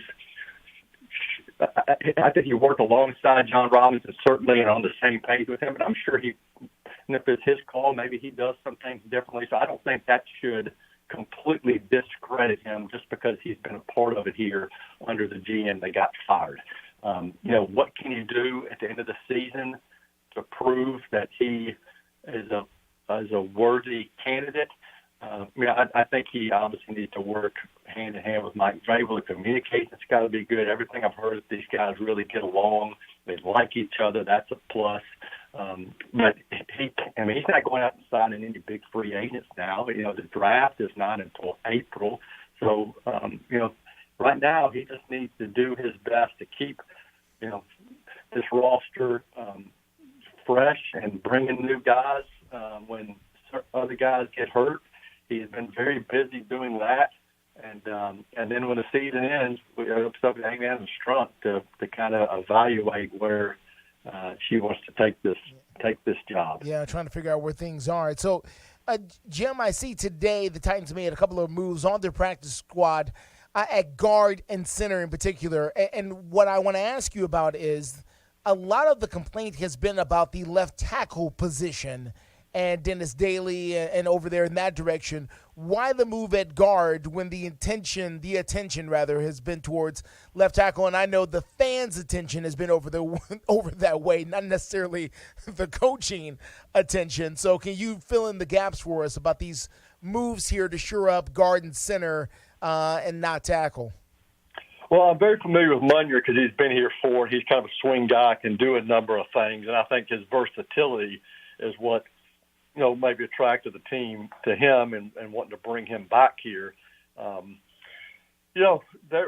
team had some injuries on Sunday. An injury report's not coming out till later in the day. I know Dylan Radin is one of the guys that got hurt. He's played some guard. He obviously played some tackle on Sunday, but he could be out of the equation for this week, if not longer. We'll have to see. Nate Davis went down during that game. He's banged up. I think potentially they're dealing with some other injuries. The guys are going to be working through things, and that will show up on the injury report later today. So, anytime you got moves like that, it's probably for a reason, and I think we'll probably get some reasons about 5:30 tonight when the injury report comes out. All right, fair enough, Jim, fair enough. Another injury that people are watching closely, and that is the injury involving Ryan Tannehill. And I know a lot of people are wondering whether or not it wouldn't be smarter to go ahead and let Malik Willis go out there for a game. He's played the Texans before. They were able to win the game without a whole lot of passing. And I know the Titans, listen, it looks like this game against Jacksonville is going to mean something later on. I would think it would be better with a healthier Ryan Tannehill versus what you could get if you ran him out there. How are the coaches approaching his ankle and approaching his playing time this week? Well, I mean, it's early yet because, this is true. A Sunday game. Tuesdays usually when they're off. So today, this is a light walk through today in the bubble. It's not going to be any speed. Yes, I mentioned the injury report coming out there today, but it's hard to tell too much off of an injury report when they're not really practicing. I don't think we'll get a better gauge on Tannehill until later in the week. Now, as far as how to approach things moving forward, I mean, there's no question that Ryan Tannehill is this team's best option at quarterback. I mean, Malik Willis has made some strides. He didn't do enough to win that game in Houston earlier this season, but I think everybody knows that if this team's going to get into the playoffs in advance, it needs to be with Ryan Tannehill. And the best case scenario for this team going into January is to try to win this division before you get to Jacksonville, and then you can rest guys that last week and go into the playoffs. And there's still a possibility of that happening. As Darren mentioned earlier, I mean, that Jaguars-Jets game on Thursday night, if the Jags lose that game and the Titans win against Houston, then really the Titans, the magic number comes to 1. You're playing that game against Dallas, and if you win, you're in. You win the division. If Jacksonville loses against Houston next week, the Titans are in, and then you can rest Tannehill for the final week and get ready for the postseason. But I also understand the school of thought of, okay, you concede you're not going to win it before you get to Jacksonville, and that game is going to mean everything, so rest him for 2 weeks and have him ready for that game. So, I mean, there's all kinds of schools of thought. I think whatever happens this weekend will determine the thought process for the Dallas game. But I think sitting here on, what is this, December the 20th, I think you've got to approach it like you're trying to win this game and want to give your starting quarterback a chance to do it. And the question is whether he can do it because, again, it's during the week. I'm sure he's probably still getting some tests. Whatever those tests show is maybe determines what the plan of action is going to be moving forward. Last but not least for me, Jim, is, and I know you can't, but I'm going to ask you an unfair question already, Jim. So you ready here? This is an unfair question, all right, Jim?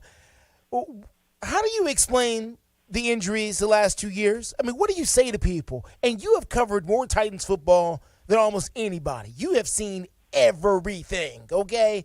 As far as the injuries are concerned with this football team, Eddie George and turf toe, Steve McNair and all his injuries. You've seen it all, man. You were there when Tommy Maddox was carted off the field against the Steelers that time. You've seen everything. What is happening? How does this keep happening, Jim? Yeah, I mean, the reality is I can't explain. I tell people that, if I knew said it was the an unfair answer, question. I wouldn't be doing the mailbag and writing for the website. I'd probably be working on the medical staff or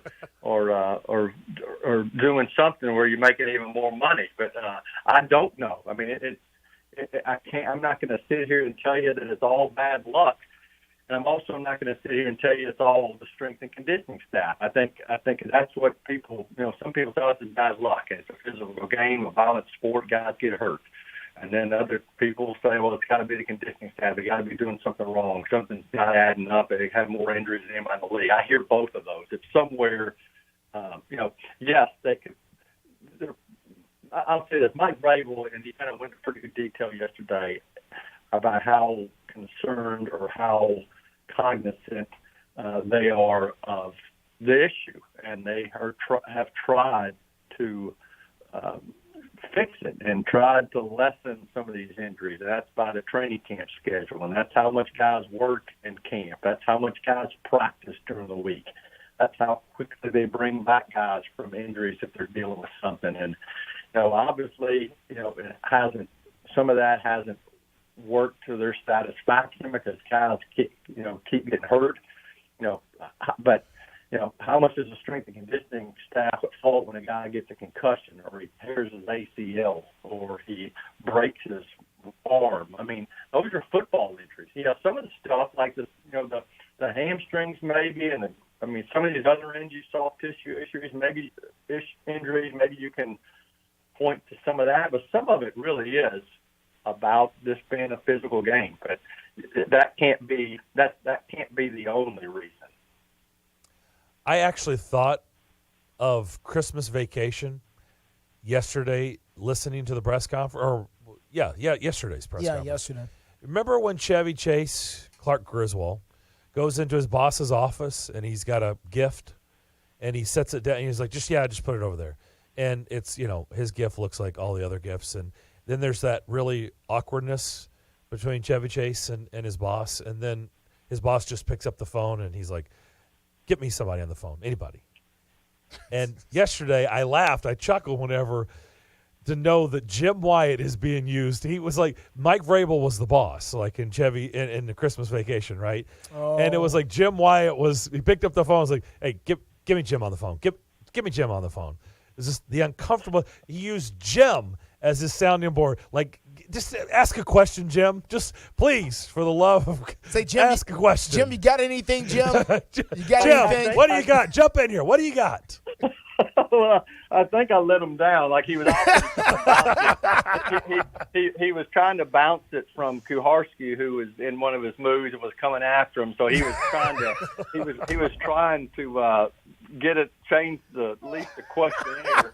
And so he came to me, and I don't know what he thought I was going to ask him about what he wants for Christmas or what. But I asked him, about the deep ball that pretty much, gave the 35-yard pass. What happened on that led to the game-winning field goal on Sunday? I'm sure he loved that. Yeah. He's like, how in the world? I'm getting it to him, and he's asking me this question about how. So I don't know if that went according to plan. I think I failed him yesterday, if that's what he was looking for. But it did get it back to football. I think he liked it just because it was coming from you. I think at that point, any other voice other than the other previous voice, I think, would have sufficed. But I will say this: everybody has been. Paul ends up being that guy more than anybody that kind of. Obviously, if you listen to these press conferences, you think?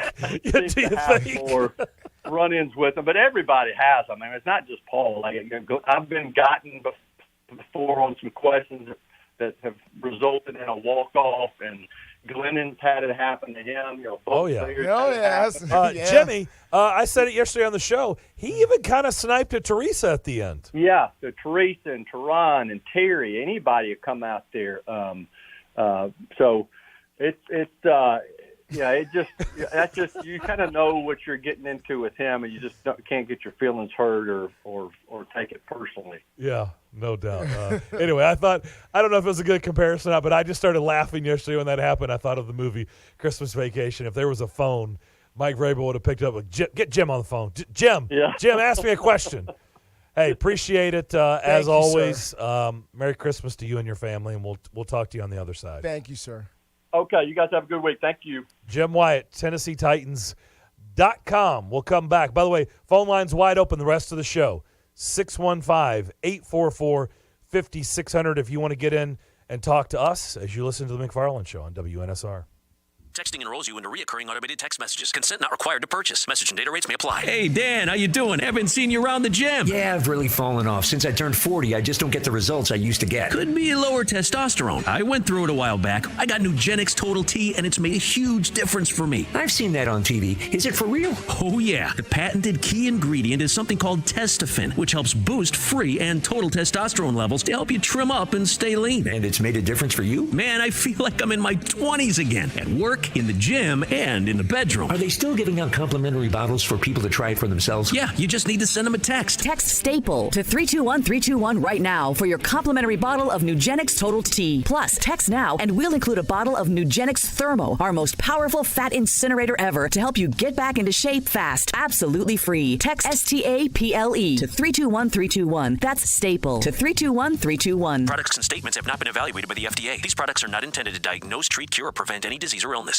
Before you know it, the holiday season will be upon us, so it's time to start planning. If you're having a holiday party or event this year, then you should consider the Omni Nashville Hotel. Have a festive holiday party for your company, family, or friends at the most luxurious location in Music City. All your guests will experience the award-winning service from their well-trained, courteous staff at the Omni Nashville Hotel. Rooms that are second to none, and venues that will be the envy of all your guests. For smaller gatherings, reserve the private dining room inside Kitchen Notes. For a fun party atmosphere, consider bar lines. And for high-end corporate entertaining, choose Bob's Steakhouse. You can't go wrong when you book your party at the Omni Nashville Hotel. For more information or inquire about availability, just call 615-782-5333. That's 615-782-5333. The Omni Nashville Hotel, Music City's holiday party destination.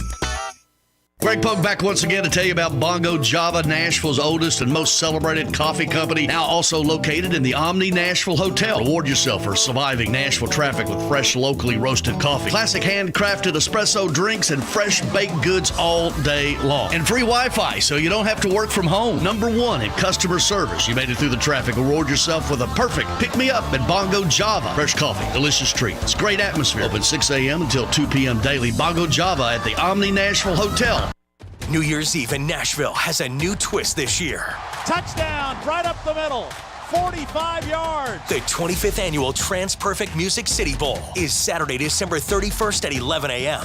Still on his feet, touchdown! Get your ticket to the biggest party in Nashville as the Iowa Hawkeyes and Kentucky Wildcats square off at Nissan Stadium. For more information on this year's game, including ticket availability, visit MusicCityBowl.com. Presented by the Tennessee Lottery.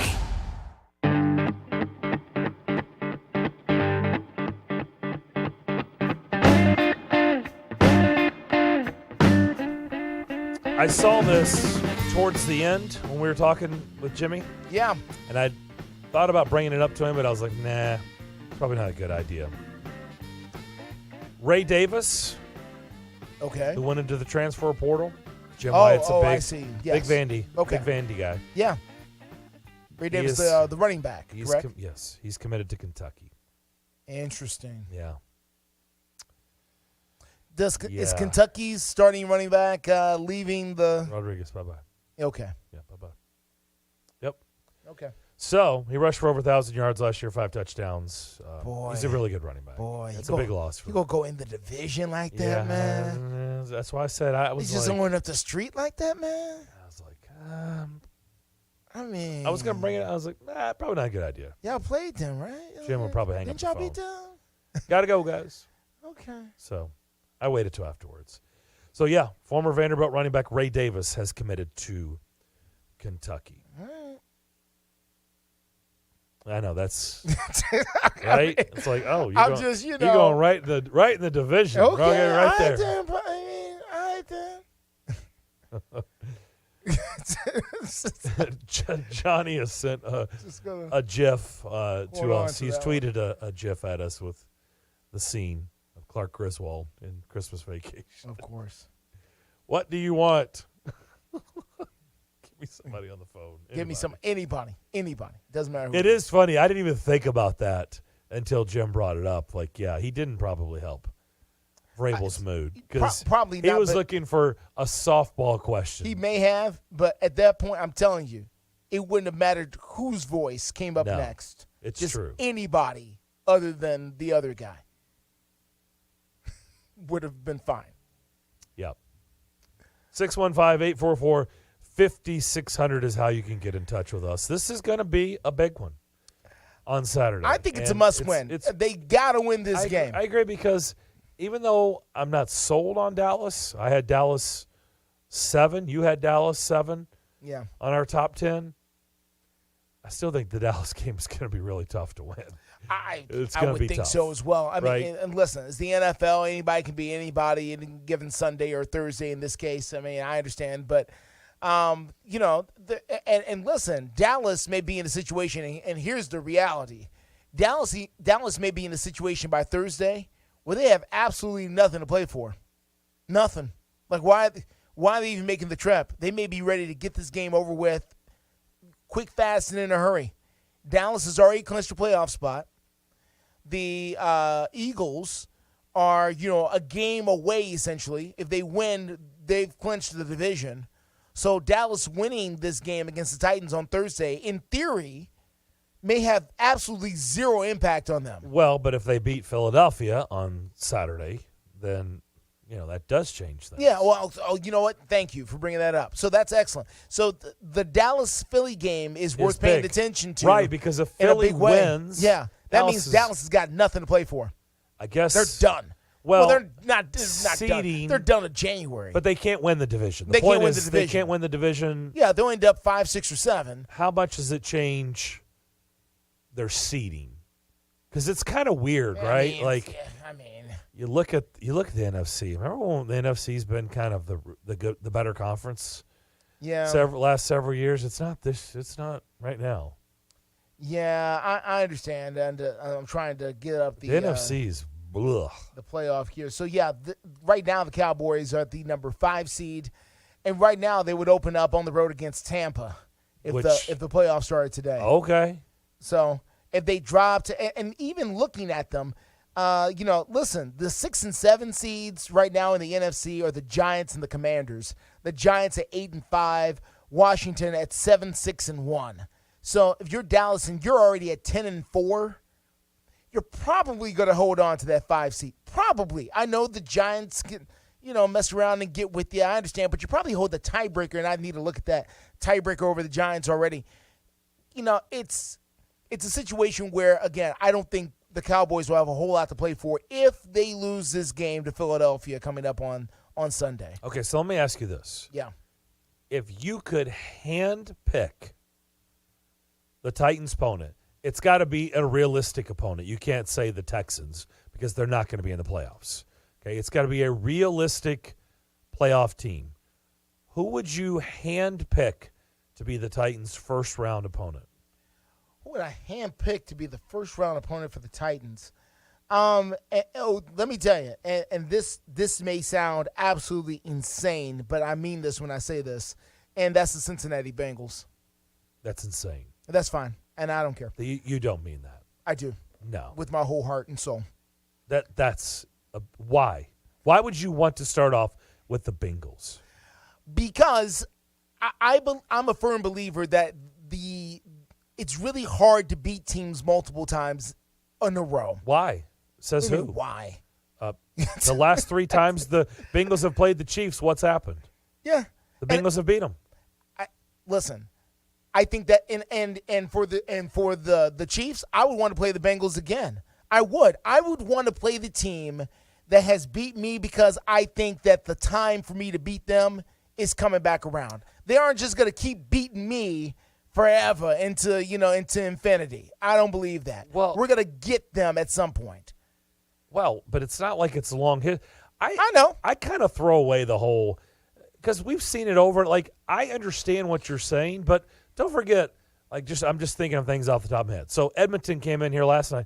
They beat the Predators 8 times in a row. Yeah. So this whole notion, like, it's so hard to get – well, yeah, but not really. Like, we see these streaks all the time. These streaks do happen. I mean, do we need to reference the 1999 season? Oh, no. I mean, and the I Jacksonville get it. Jaguars. What was everybody saying? Sure. They're not beating the Jags 3 times. 3 times in a row. No way. And they did. Jacksonville went 14-2 in the regular season. They're not going to lose 3 times. Yeah. To the Titans. And they did. And they did. Yeah. No, I get it. I just kind of. I get it. I think it's an overblown notion. I think the more times you play somebody, I think you pick up more things each time, and I think it becomes harder to beat the team next time, not easier.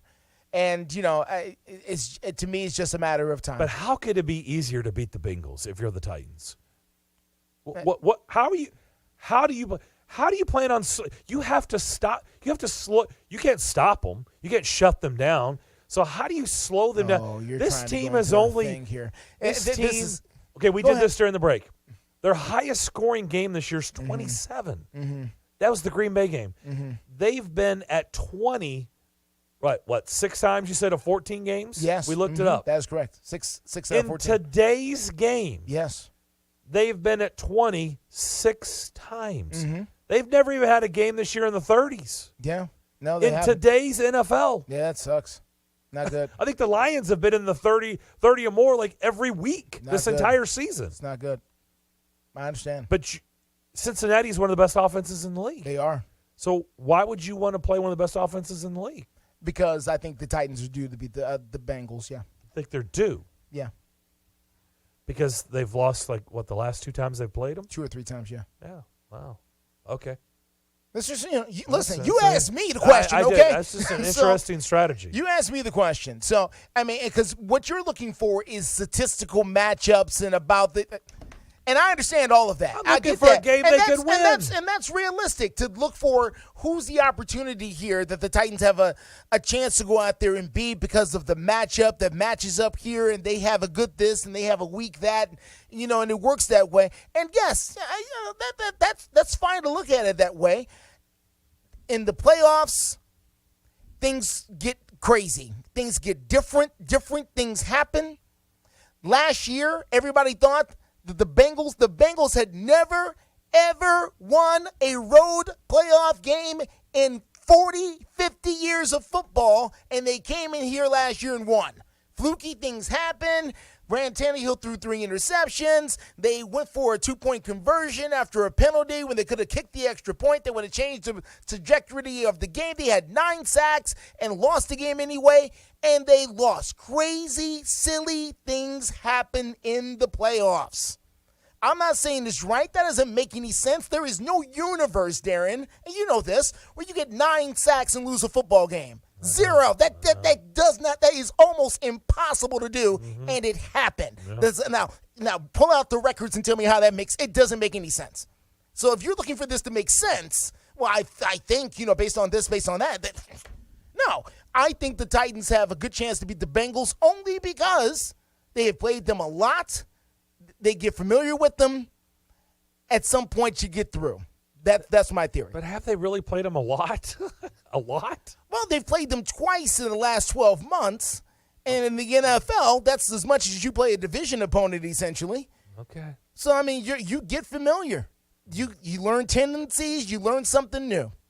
Okay. So, of all the teams, Cincinnati will be your hand-picked opponent. Okay. I would. I asked. Devlin, who would you hand-pick for the Titans to play in the playoffs? The Baltimore Ravens. There we see. Now that's what I was looking for. Honestly, I think that is. I'd be hard pressed to come up with a better answer than that, because one, they've had success against Baltimore. We know that. They've also had their failures, but they've had success against the Ravens. I think, depending on the health, Lamar Jackson, who knows? Mm-hmm. But Baltimore plays, go look at their games all year. They play on a razor's edge. Mm-hmm. They have lost a whole lot of games or won. Basically, all their games are decided by a field goal or less. Yeah. It's crazy. It is. So they play with a razor's edge. That's what the Titans need. They need a team that you don't let have to play catch-up with. Or they don't that can run. They don't want to run up and down the field with somebody. Like Cincinnati, they have to run up and down. That's a loss. Like, you can't do that. Baltimore scares me to death, but I understand. Baltimore scares you to death? Yeah, I want to see Baltimore in here. If you're the Titans, I don't want to see Baltimore. Okay. The Titans, the Titans and the Baltimore Ravens series, again, going back. And I know, what does that have to do with that? I'm just saying, are the Titans, now the Titans, you could say this, if going back to my theory, are the Titans due for a playoff win at home against Baltimore? Yes. By now? They most certainly are. Yeah.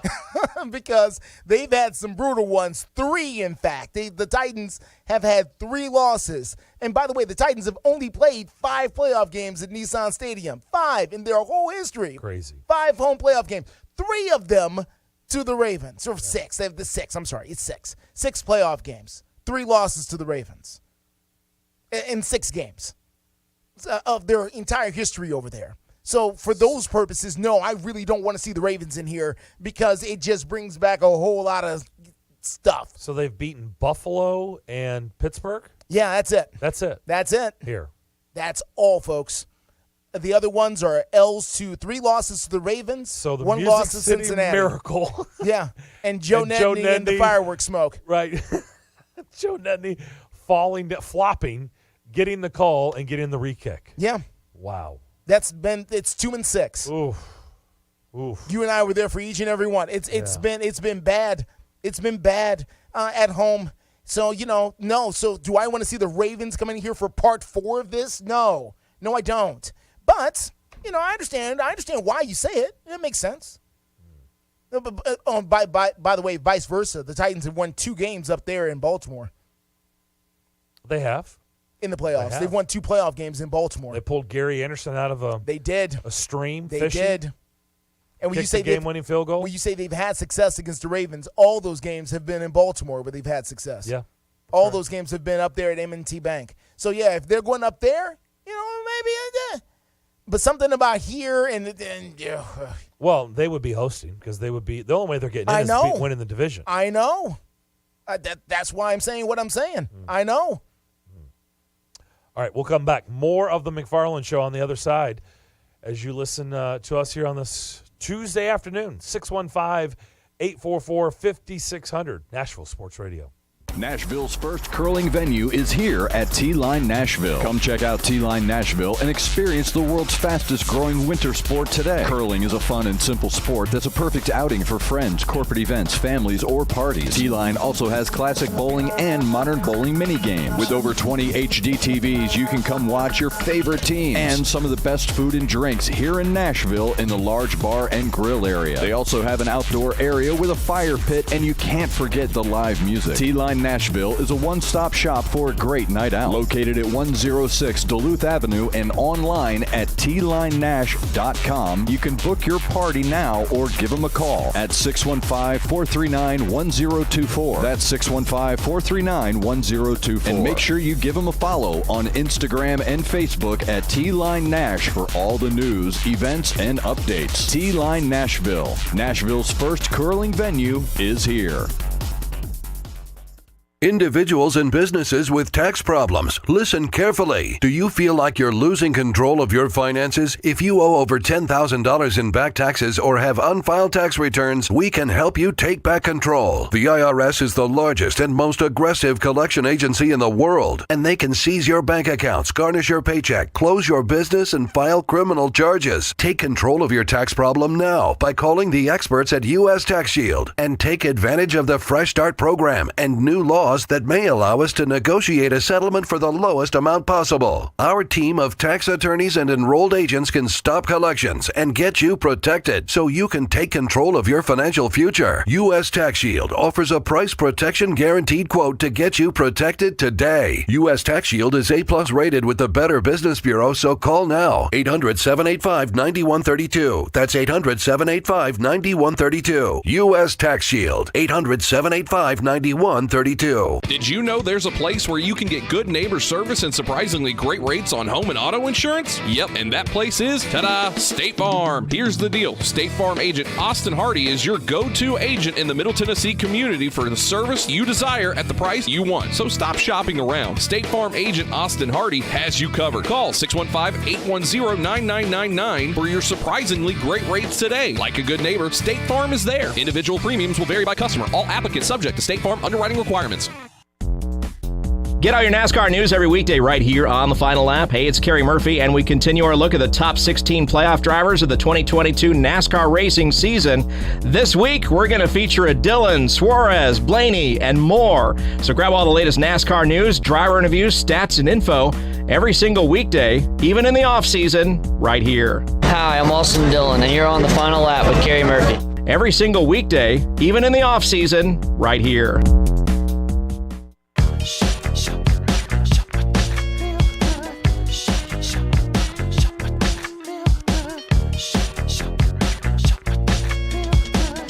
Back here on the McFarland Show, the Phoenix Suns are about to be sold for $4 billion. Wow. $4 billion. I can't understand How this. is that possible? I can't understand this at all. And I wanted to bring this up because I just pulled up a Forbes magazine article here that has valued our own Nashville Predators at $810 million. This is according to December 22nd is when it's been calculated. So this is the most recent listing they have.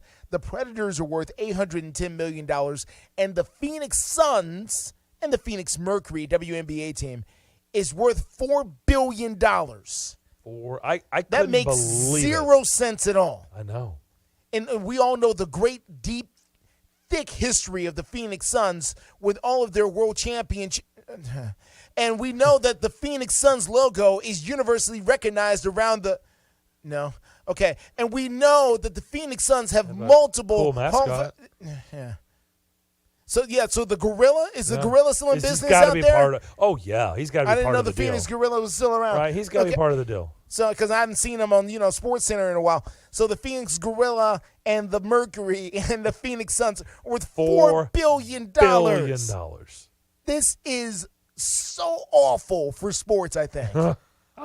Because if the Phoenix Suns are worth $4 billion, listen, Steve Ballmer, the Microsoft guy, he paid $2 billion for the Los Angeles Clippers back in 2014, and everybody thought he's crazy, that he was nuts. Yeah. Yep. Everybody thought that he way overpaid for the Clippers. Yep. And now, if the Phoenix Suns are worth $4 billion, Steve Ballmer is looking at like, okay. That's how billionaires stay billionaires, right? If the Phoenix Suns are worth $4 billion, my team, just based on neighborhood, has to be 6.5. I was going to say, it's got to be 6. It's got to be 6.5. I go 6.5. This is L.A. Let's 6. go do the comps. Let's go do the comps. Yep, 6 bill. Just run the comps. 6 bill. If the Phoenix Suns are worth $4 billion, how much are the Dallas Cowboys? I know. How much are the New York Yankees? I know. I mean, seriously, folks, what's going to happen here? I think that's insane. This is scary. $4 billion for the Phoenix Suns. This is scary. And Mercury. Wow. This is absolutely amazing. And so I just wanted to spend a quick second on that because that's rough stuff for all the sports. That's going to have a ripple effect on every single league, the $4 billion Phoenix Suns. Yep. Let's go up to Hendersonville. Bill was standing by. What's up? Hey, fellas. I don't know if I'm late on this or not, but wanted to gently and minorly correct your partner. Brock Purdy played his college ball at Iowa State. My mistake. He was a Cyclone, not a Hawkeye. My mistake, sir. Ames. My mistake. No. Anyway, that's all I wanted. Oh, okay. Oh, I love it. Love it. Just called to get me straight. Thank you, Bill. Like, Justin, Iowa State. My bad, y'all. Not Iowa. Sorry. Of course, I didn't correct you, so I'm sorry. Did you know? No, I didn't. You didn't know? I didn't correct you. I thought I was like, there's your answer. So you knew the whole time and just sat here and let me say Iowa State? No, I said I know. That's why I didn't correct you. I'm sorry, I didn't. I'm telling you, I didn't quite pick it up. Okay, my bad. Because of all those Iowa State games I've been watching? Maybe I was watching the Iowa State game and got it all mixed up somehow. I don't know. But my bad. No disrespect to the good people of Iowa State University, the Cyclones. Tell you what, man. Cat doesn't look rattled at all. I mean, he's done well. Maybe he doesn't know to be afraid, and that's a good thing. I know they're not asking him to do too much, but still, man. That's why, when people are like, they got Titans have injuries. Yeah, they do. And it's bad. Yeah. Okay, but San Francisco's had a whole lot of injuries, too. They've had a lot of injuries. By the way, that cat, Deebo Samuel, he's pretty good. Yeah, he is. He hasn't been playing. No, he hasn't. Okay. They've had guys dropping like flies, too, for them. It hasn't. Yeah, it's been rough. But they're on their third-string quarterback. You know what they just do? They just keep winning. Yeah, they find ways now. So.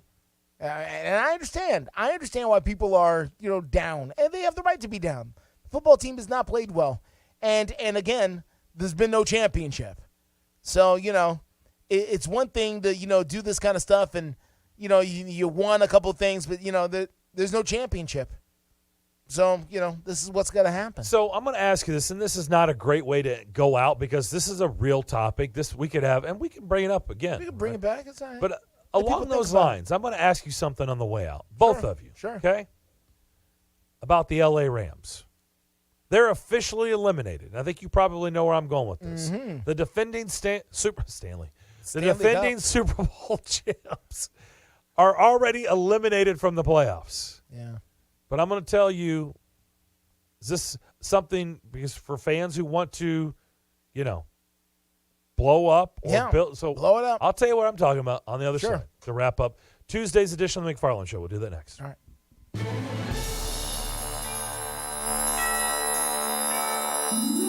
Hey, Nashville, join the McFarland Show on Thursday, December 22nd from 2 to 4 p.m. We will be broadcasting live from the Chevrolet Buick GMC of Murfreesboro, located at 960 John Rice Boulevard. It's the Christmas Miracle Drop-Off location. Here are the items that we need. Brand new warm hats, socks, gloves, scarves, and underwear. Men and women, of course. Gently used items, coats, sleeping bags, blankets, sweatshirts, backpacks, duffel bags, sweatpants, shoes. All, of course, men and women's sizes. Christmas Miracle Drop-Off, Thursday, December 22nd. Broadcasting live 2 to 4 at the Chevy Buick GMC in Murfreesboro, 960 John R. Rice Boulevard. It's our Christmas Miracle Drop-Off location. Come by and see us and help others. And remember, 'tis the season for giving.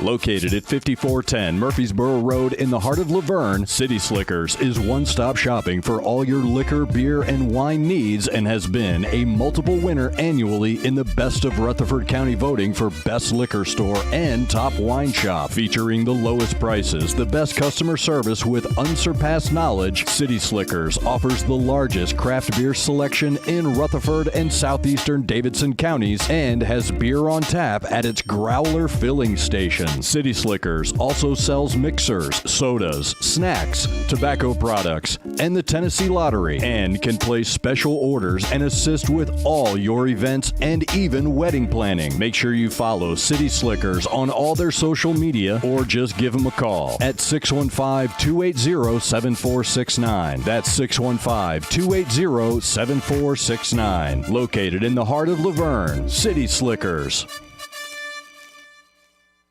Tired of the same old company holiday party and looking to reward your team with a fun night out? What about something different for a birthday party or group gathering? Hello, this is Philip Cox of Strike and Spare Family Fun Centers, and we specialize in group events no matter the size at our Tusculum, Donaldson, Hermitage, Murfreesboro, and Hendersonville locations. Plus, Hendersonville and Murfreesboro offer enhanced entertainment options with bumper cars, laser tag, roller skating, and more. 'Tis the season to have fun with family, friends, and business associates, and there's no better place to do it than at Strike and Spare Family Fun Center. Visit strikeandspare.com to learn about the group outing of Strike and Spare, where fun is bowling. It's a Bill King Show. If Nick coached another 7-8 years, I would not be shocked at all. I wouldn't be. Now, I'm not predicting it because I don't think you can predict that kind of thing. We don't know that. If he coached to 80, I would not be flabbergasted. Weekday mornings beginning at 6 on Sports Radio 560 on 95.9 FM.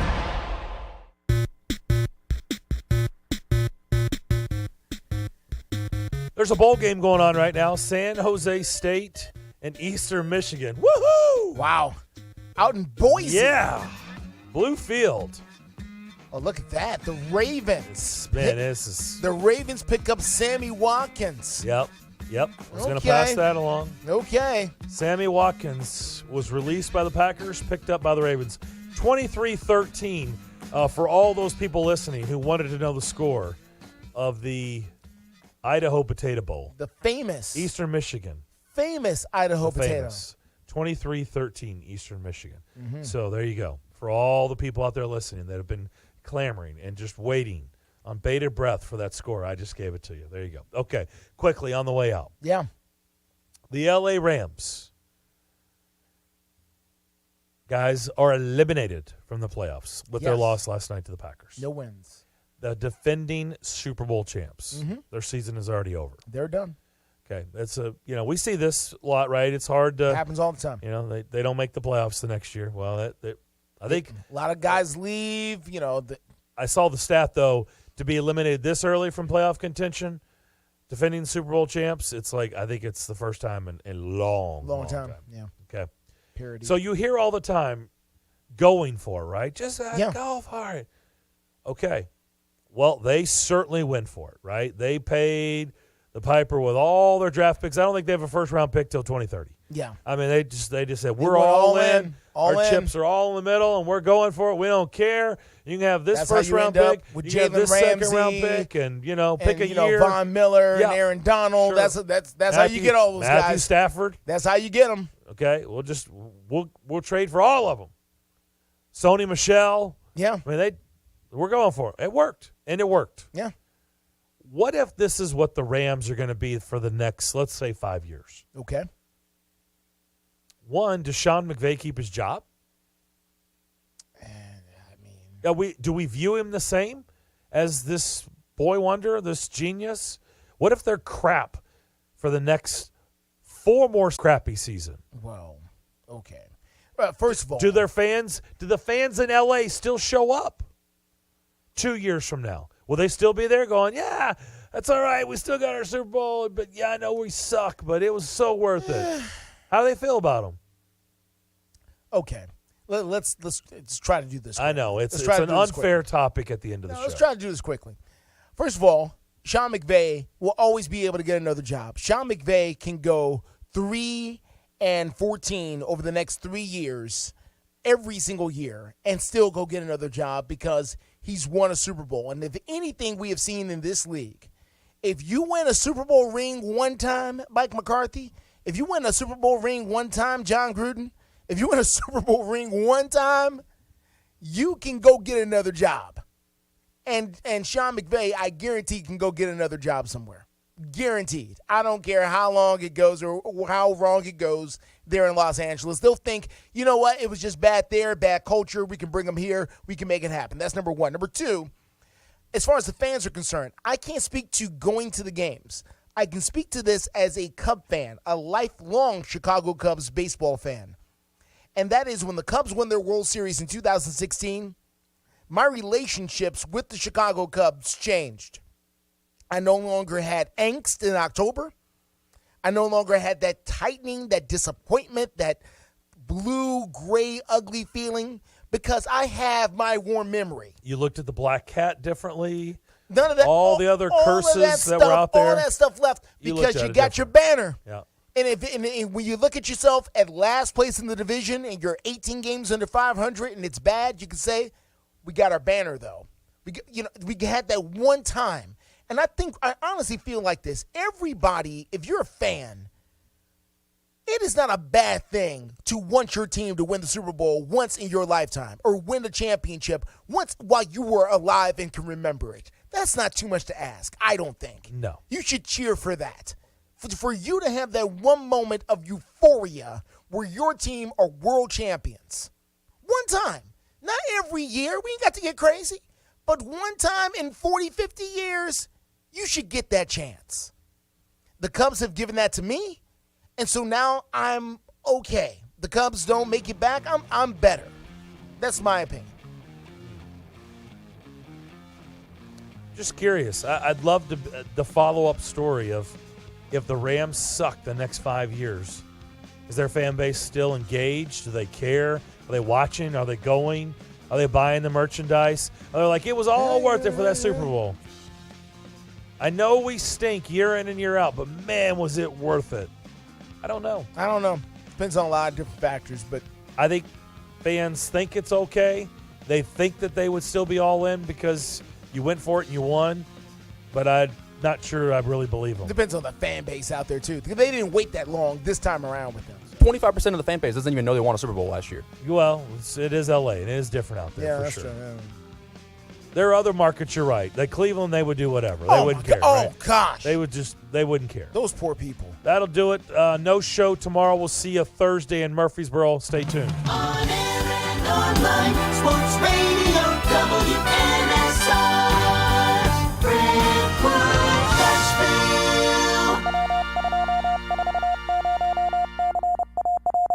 ABC News, I'm Justin Finch.